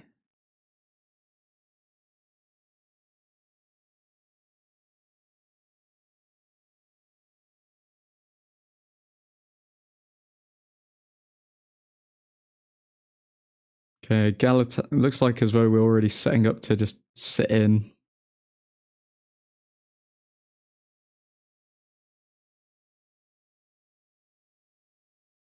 Passing it through us there. Amrabat pressures, but comes to nothing. Anthony gives the foul away.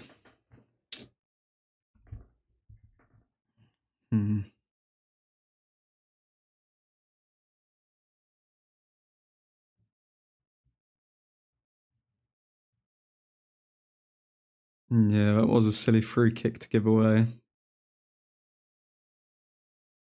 Ziyech again. Please no.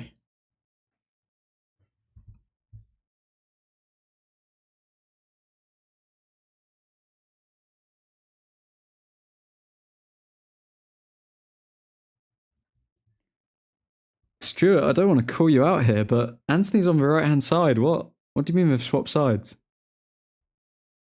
Oh, yeah, you meant because they've swapped... yeah, okay, don't worry. I get you. I get you, I get you. Oh, okay, side netting there. Galatasaray getting closer. We just need to survive 15 minutes. We just need to survive 15 minutes and then the cavalry can come on and we can change the game. But can these players hold out? Galatasaray have had a lot of chances.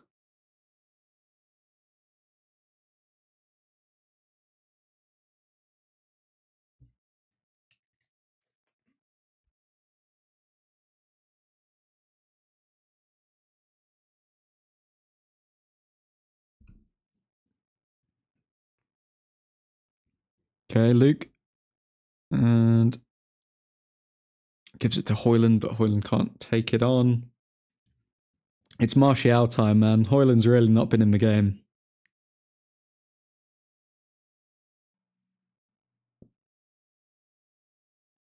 I wonder why, like, a manager wouldn't want to make substitutes at halftime, and specifically these substitutes. Like, I think it would.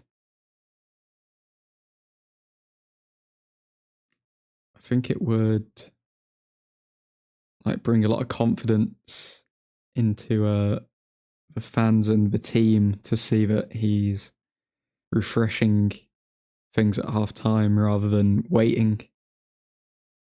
Unless it is purely just to not mess with the confidence of the players that are already on the pitch.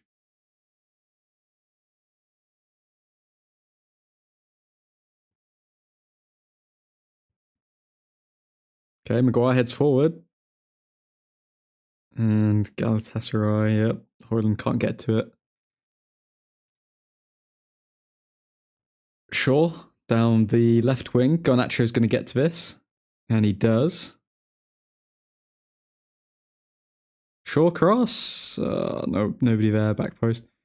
Garnacho's got such a weird body type because I always think of him as like quite short and stocky and muscular, but then I don't know if it's just this kit, but it makes him look really kind of lanky. Or is Garnacho having a growth spurt because he's so young? I don't know what's going on, but he looks a bit more lanky today.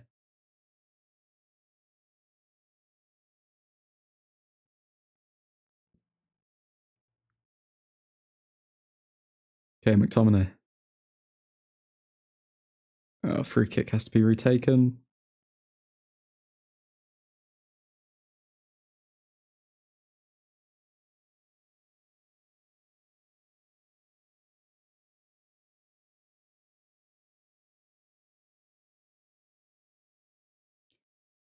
Fernandez. Into the box, but it is headed away. Okay, 50th minute. So we've survived so far. Calum, you think we should slow the game down? I feel like we have, because 5 minutes has passed, but nothing's really happened. I think... Oh, good pass from Amrabat to Fernandez. Oh no, to Anthony rather. Then Anthony on the right wing. Can't do anything. Romeo, Kenzie is in London, so don't tell him I'm in the stream. Romeo, my guy. Don't worry. Nobody will caress you in.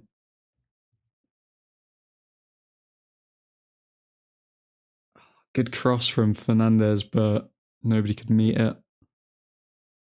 Maguire defending well.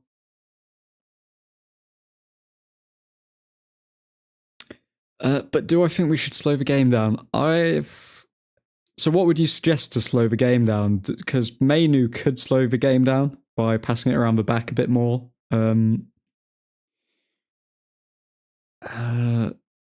pace of the game has definitely slowed down already. I don't know if that's either a tactic or both teams are feeling it, because Galatasaray were pressing quite heavy in that first half.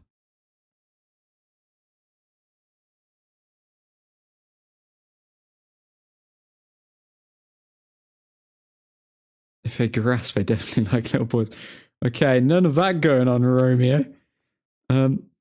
Romeo, quick question. So, you know how Mackenzie always calls you a little chunky monkey? Do you have any cool nicknames for Mackenzie? Just a bit of family dynamics going on there. Garnacho has been battered tonight. Well, you know who else was battered as a youngster? Garnacho hasn't even been doing skills though either. They've just literally been kicking him apart. Time wasting a lot more. I don't like time wasting because you get like an extra 15 minutes now, but to be fair, you can get an extra 15 minutes even if you don't time waste, so you may as well. So it's a hard one.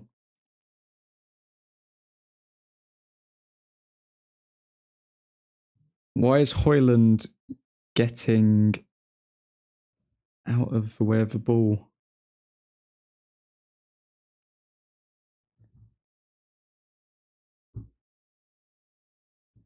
I just think Hoyland's completely off it tonight. Romeo, so you call Mackenzie Gru because his nose is very long.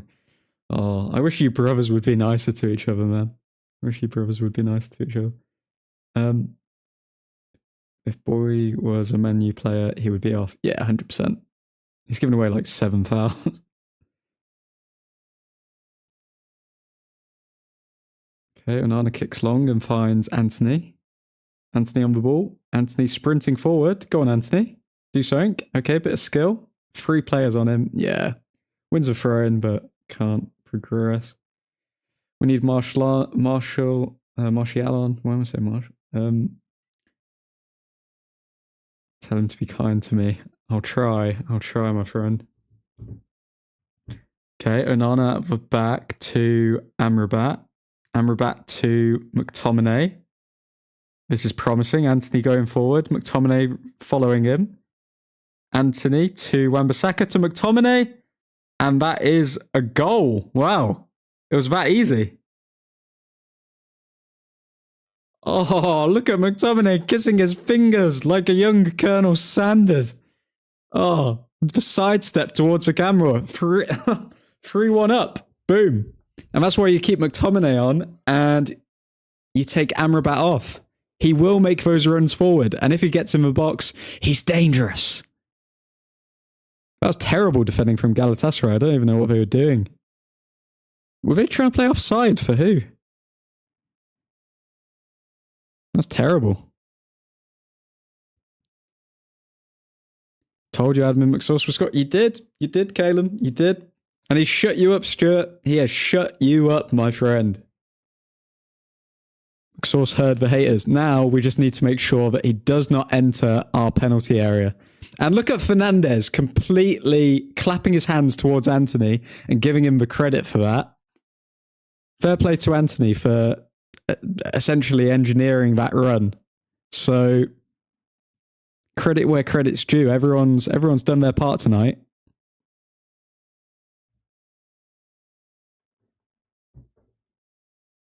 Mainu coming on now as well. Oh, we just get stronger. Oh, it's beautiful. Now, guys, if I disappear for 2 minutes at some stage, it's because I need to get my boiler fixed and I've got someone coming around. But I am still going to be here. I just need to let them in. Stuart, he has. I am not bothered. Beautiful. Well, that's the sign of a true fan. I mean, hopefully these players prove us wrong and they win the bloody... Well, yeah, they can still win the treble. Hopefully they win the treble. How is Mertens not carded? How are half of them not carded? We've just played them off the park tonight, to be honest. All of our goals have been beautiful as well. Maynard will get injured. Romeo, get out of the chat. Get out of the chat. What are you doing? Why are you saying Mainu will get injured? You and your brother have a terrible knack for cursing these players.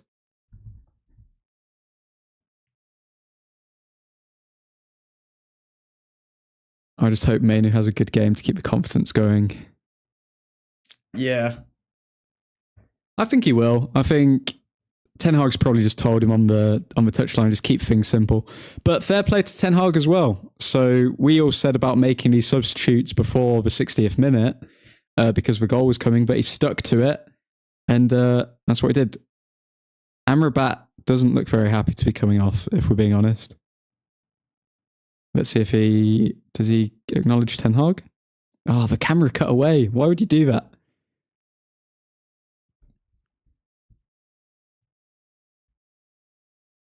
I wanted to see if he acknowledged Ten Hag or not.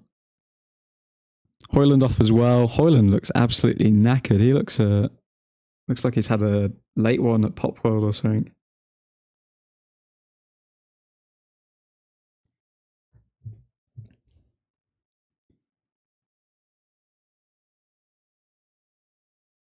Stuart, I have said that McTominay should be thrown on higher as he is not a defender. Yep, true. It's funny though, because I think McTominay does actually have a place in this squad now because he's kind of becoming a starter and he's scoring frequently. I think he's one of our top scorers. So McTominay playing further forward, Mainu at the base of this midfield, this could be our main midfield for the remainder of the season. Because Casemiro hasn't played that well this season. Eriksen as well, he's more of a squad player, if anything. So if Mainu does perform well, our midfield could be Mainu, McTominay and Fernandes for the remainder of the season.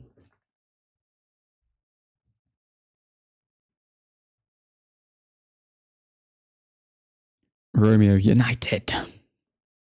Kieran, reports say Amrabat might leave in January. I think it might happen. Thoughts? Yeah, no problem with it. I mean, I never got attached to the player. I don't really get attached to loan players. It's up to them to decide whether they're going to show enough for us to buy into them. And I just don't think Amrabat's that good. Like he was more just brought in as an additional person in the squad, really. I never thought, oh, we're going to sign Amrabat and he's going to start all of our games. It's just, yeah. Not too opposed to him leaving. Stuart, more like a throwback to the old days. Whoever's spamming the hearts and all the celebrations, thank you. Stuart, more like a throwback to the old days. This you scored 2, we score 3. His first ever European goal, I think. McTominay's. Surely not McTominay's first ever European goal. You're welcome for the hearts. Of course it's you, Romeo. Thank you, Romeo. Going based off of your name there. Does that make me Juliet? Or what's going on here?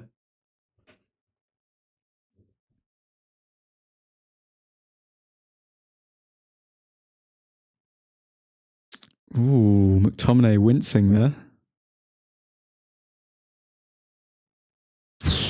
That didn't look nice.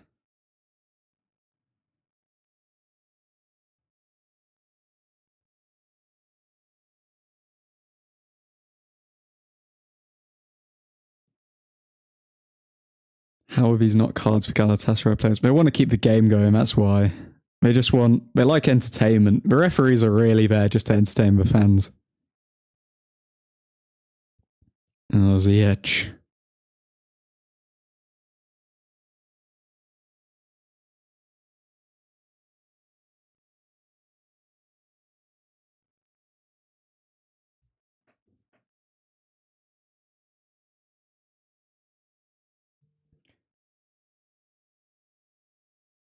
Okay, free kick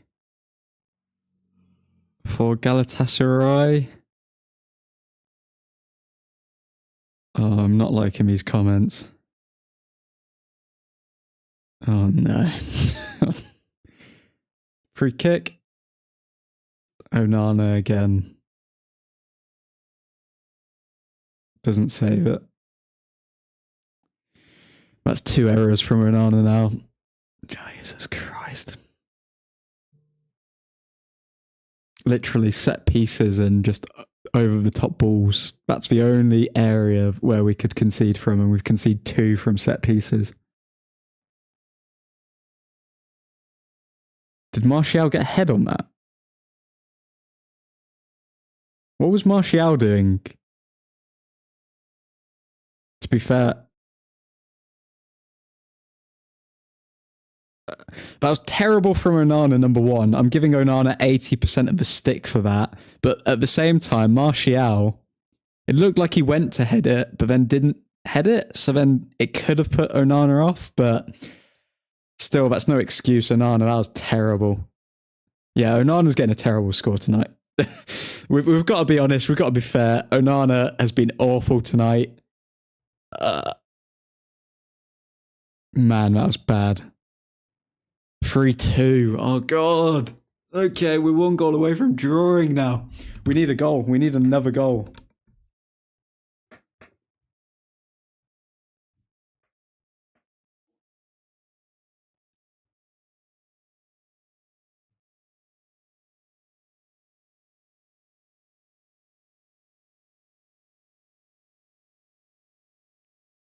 Oh, my God.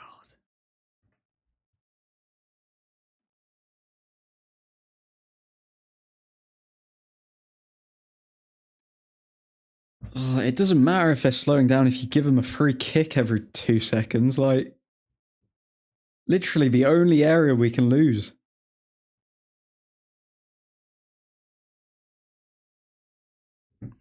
It's 2 fouls from Bruno and 2 goals, but I wouldn't really highlight. I think he had to make that first one because realistically it was a tactical yellow and the player would have got a shot off anyway. So first one he had to make. Second one was a bit careless, but as the game goes on, players are going to get tired. And I think you could give maybe Bruno 10% of the blame for those fouls, but Onana not saving those is ridiculous, to be honest. Like 90% of the blame goes on Onana. Onana, that's his name. Says Caleb.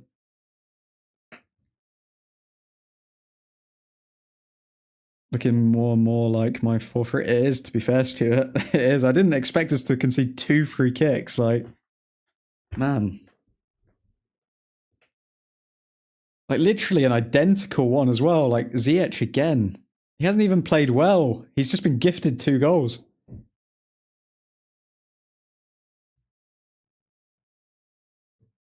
Okay, Galatasaray.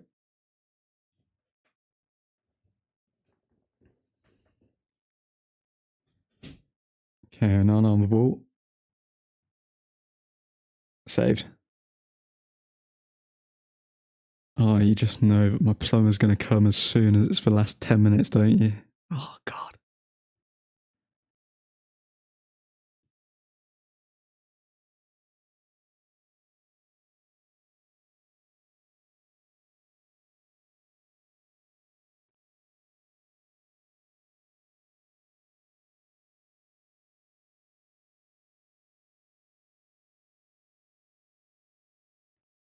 Okay.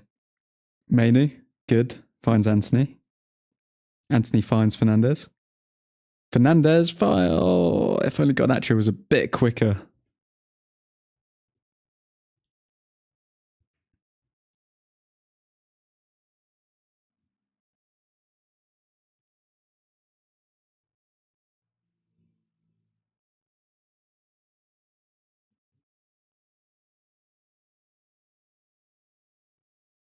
Okay, Wan-Bissaka.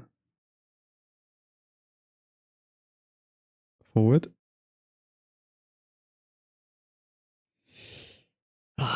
Okay, where's the next goal going to come from, guys?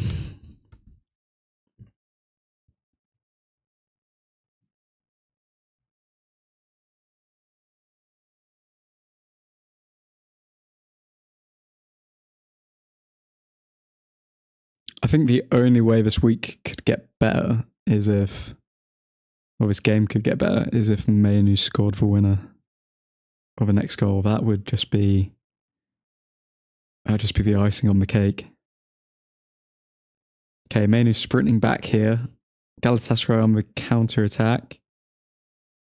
How's your defensive awareness? Go on. Onana, good save.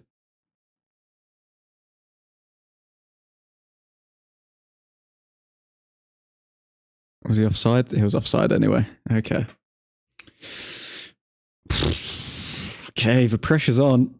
Do we try and survive for half an hour, or do we try and score a goal? And how do we go about doing that?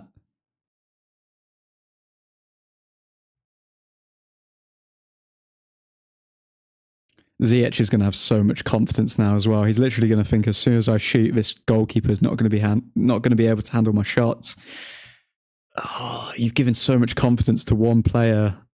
It's almost set up for him to get it. And he's also 1 goal away from a hat-trick. It's not good. It's not what you want.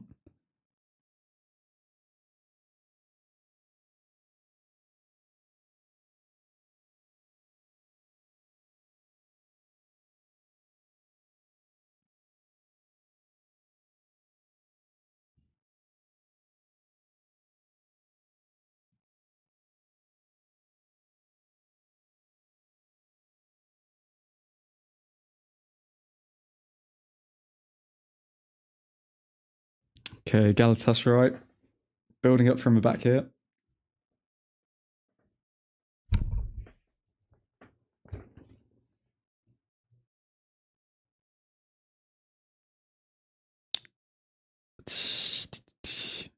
Okay, goal kick. Yeah, goal kick for United. Cool.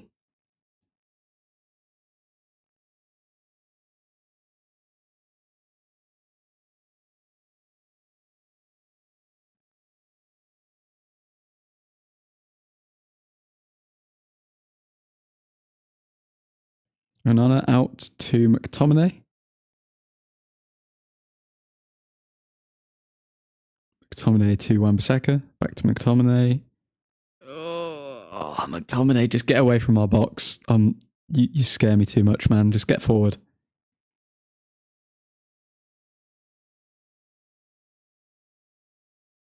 Got to score a goal. Not good enough to shut out, says Stuart. Nah, if we try and shut out here, we're getting a draw. We need to get a goal. Okay, Maguire to Manu. Manu to Lindelof.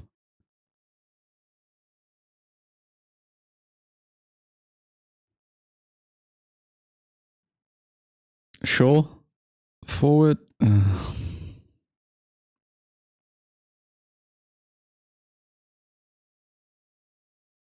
How did it happen, guys? Tell me. I can see your messages. I haven't seen it yet. Near post. And that's the second way of how we could concede. The 2 ways that we were going to concede were either going to be set pieces or that ball over the top, and we just saw that ball over the top.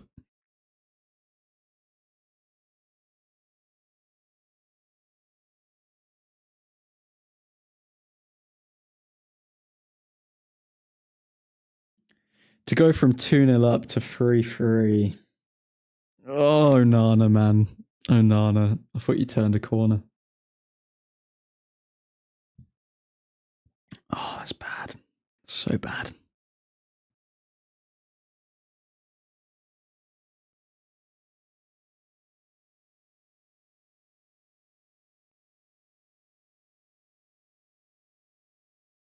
We're back on the bottom of the table.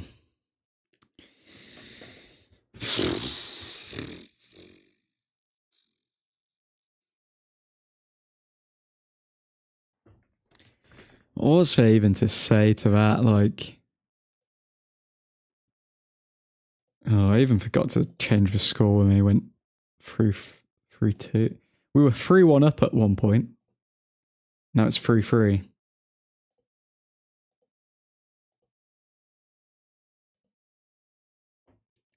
Was it a strike that Onana should have saved? I've only just seen it slightly.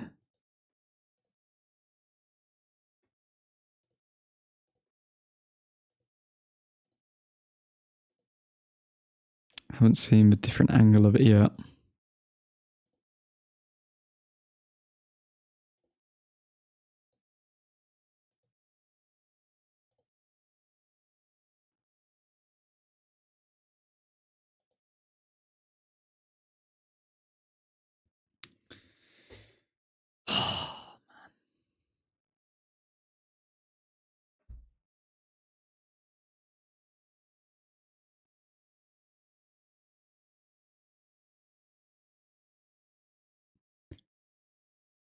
So we are literally out of the Champions League because of Onana. Like, he made loads of mistakes at home against Galatasaray. Now he's done this away from home against Galatasaray. Onana's got to hold the responsibility for that.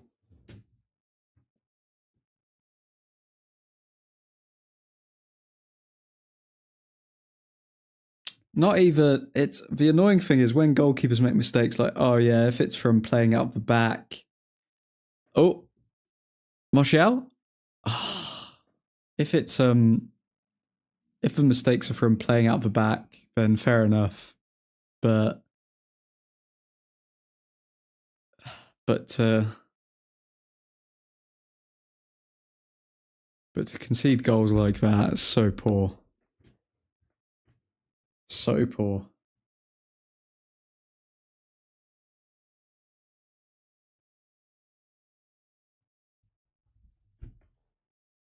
Okay, I'm going to post these player ratings now.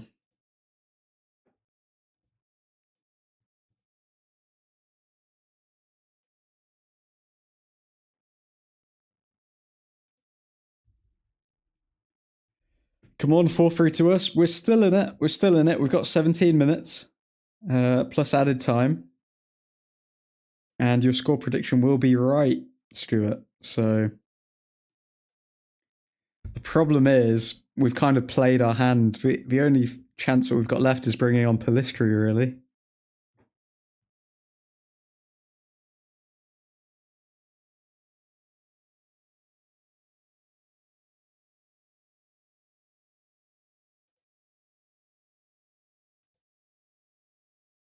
We scored such good goals as well. To then have that lead get lost by one player just not knowing how to hold on to a ball.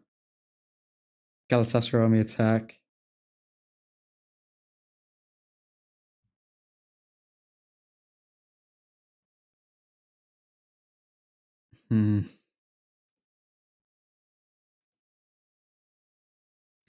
We have to blame ourselves, though. We have to blame ourselves.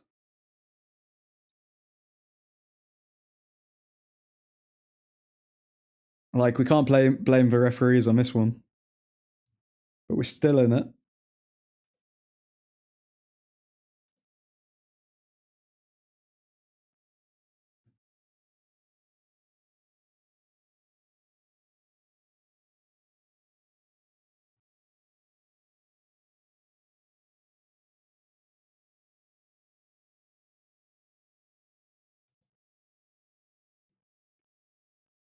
McTominay should have squared it.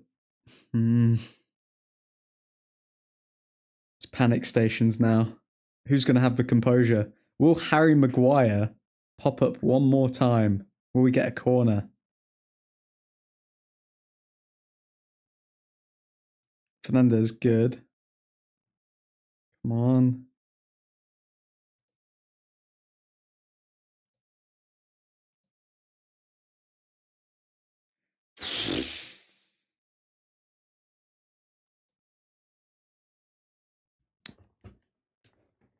There's still a life in the old dog yet. Oh, it's starting to rain as well. It looks like the pitch has got wetter, so it's going to get messy out there. Who wants it more? Galatasaray are going to be happy with the draw, but who wants it more? Onana needs to score to make up for a terrible game, yeah. Onana header from a corner.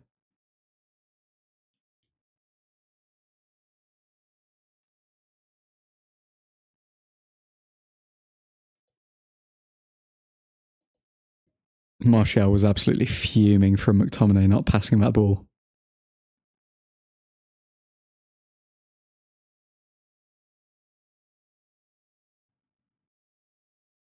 We will create chances, but can we take them?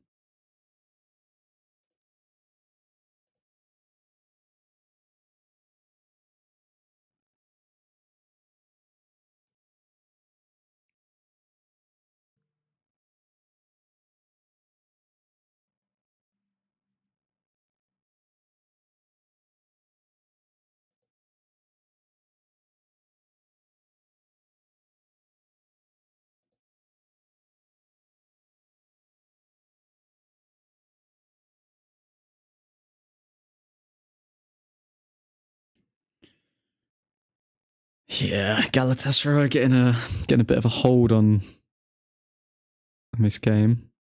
They're not looking to take too many risks either.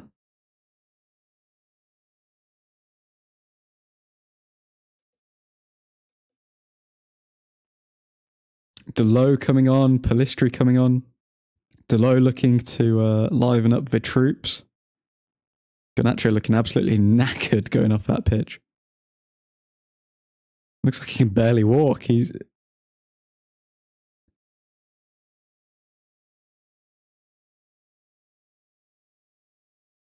Can Delo score a screamer? Who knows? Maybe. Maybe he can.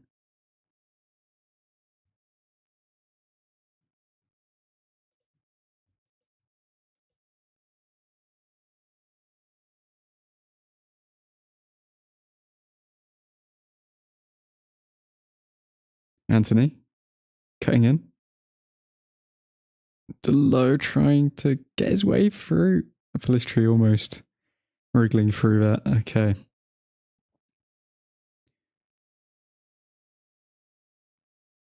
There's still hope. As long as the ball's being kicked, there's still hope.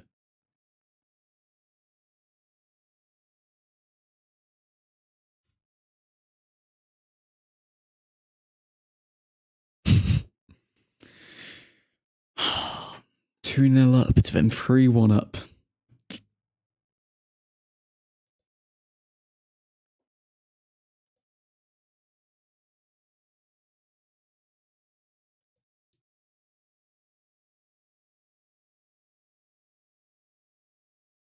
A lot of space. Should have found Shaw there. Who was that? Was that Palistri? That's poor. We need some composure on the pitch now. We need some composure in this next 10 minutes because if we play our cards right, we can create chances. They're wide open. But if we just shoot from random angles, then we're not going to win this game.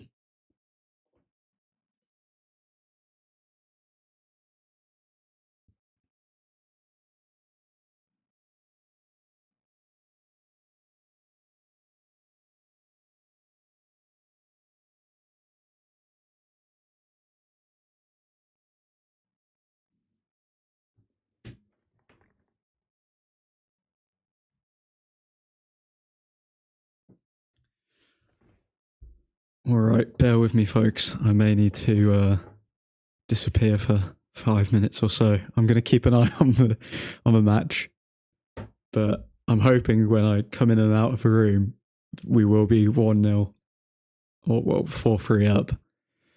Oh man.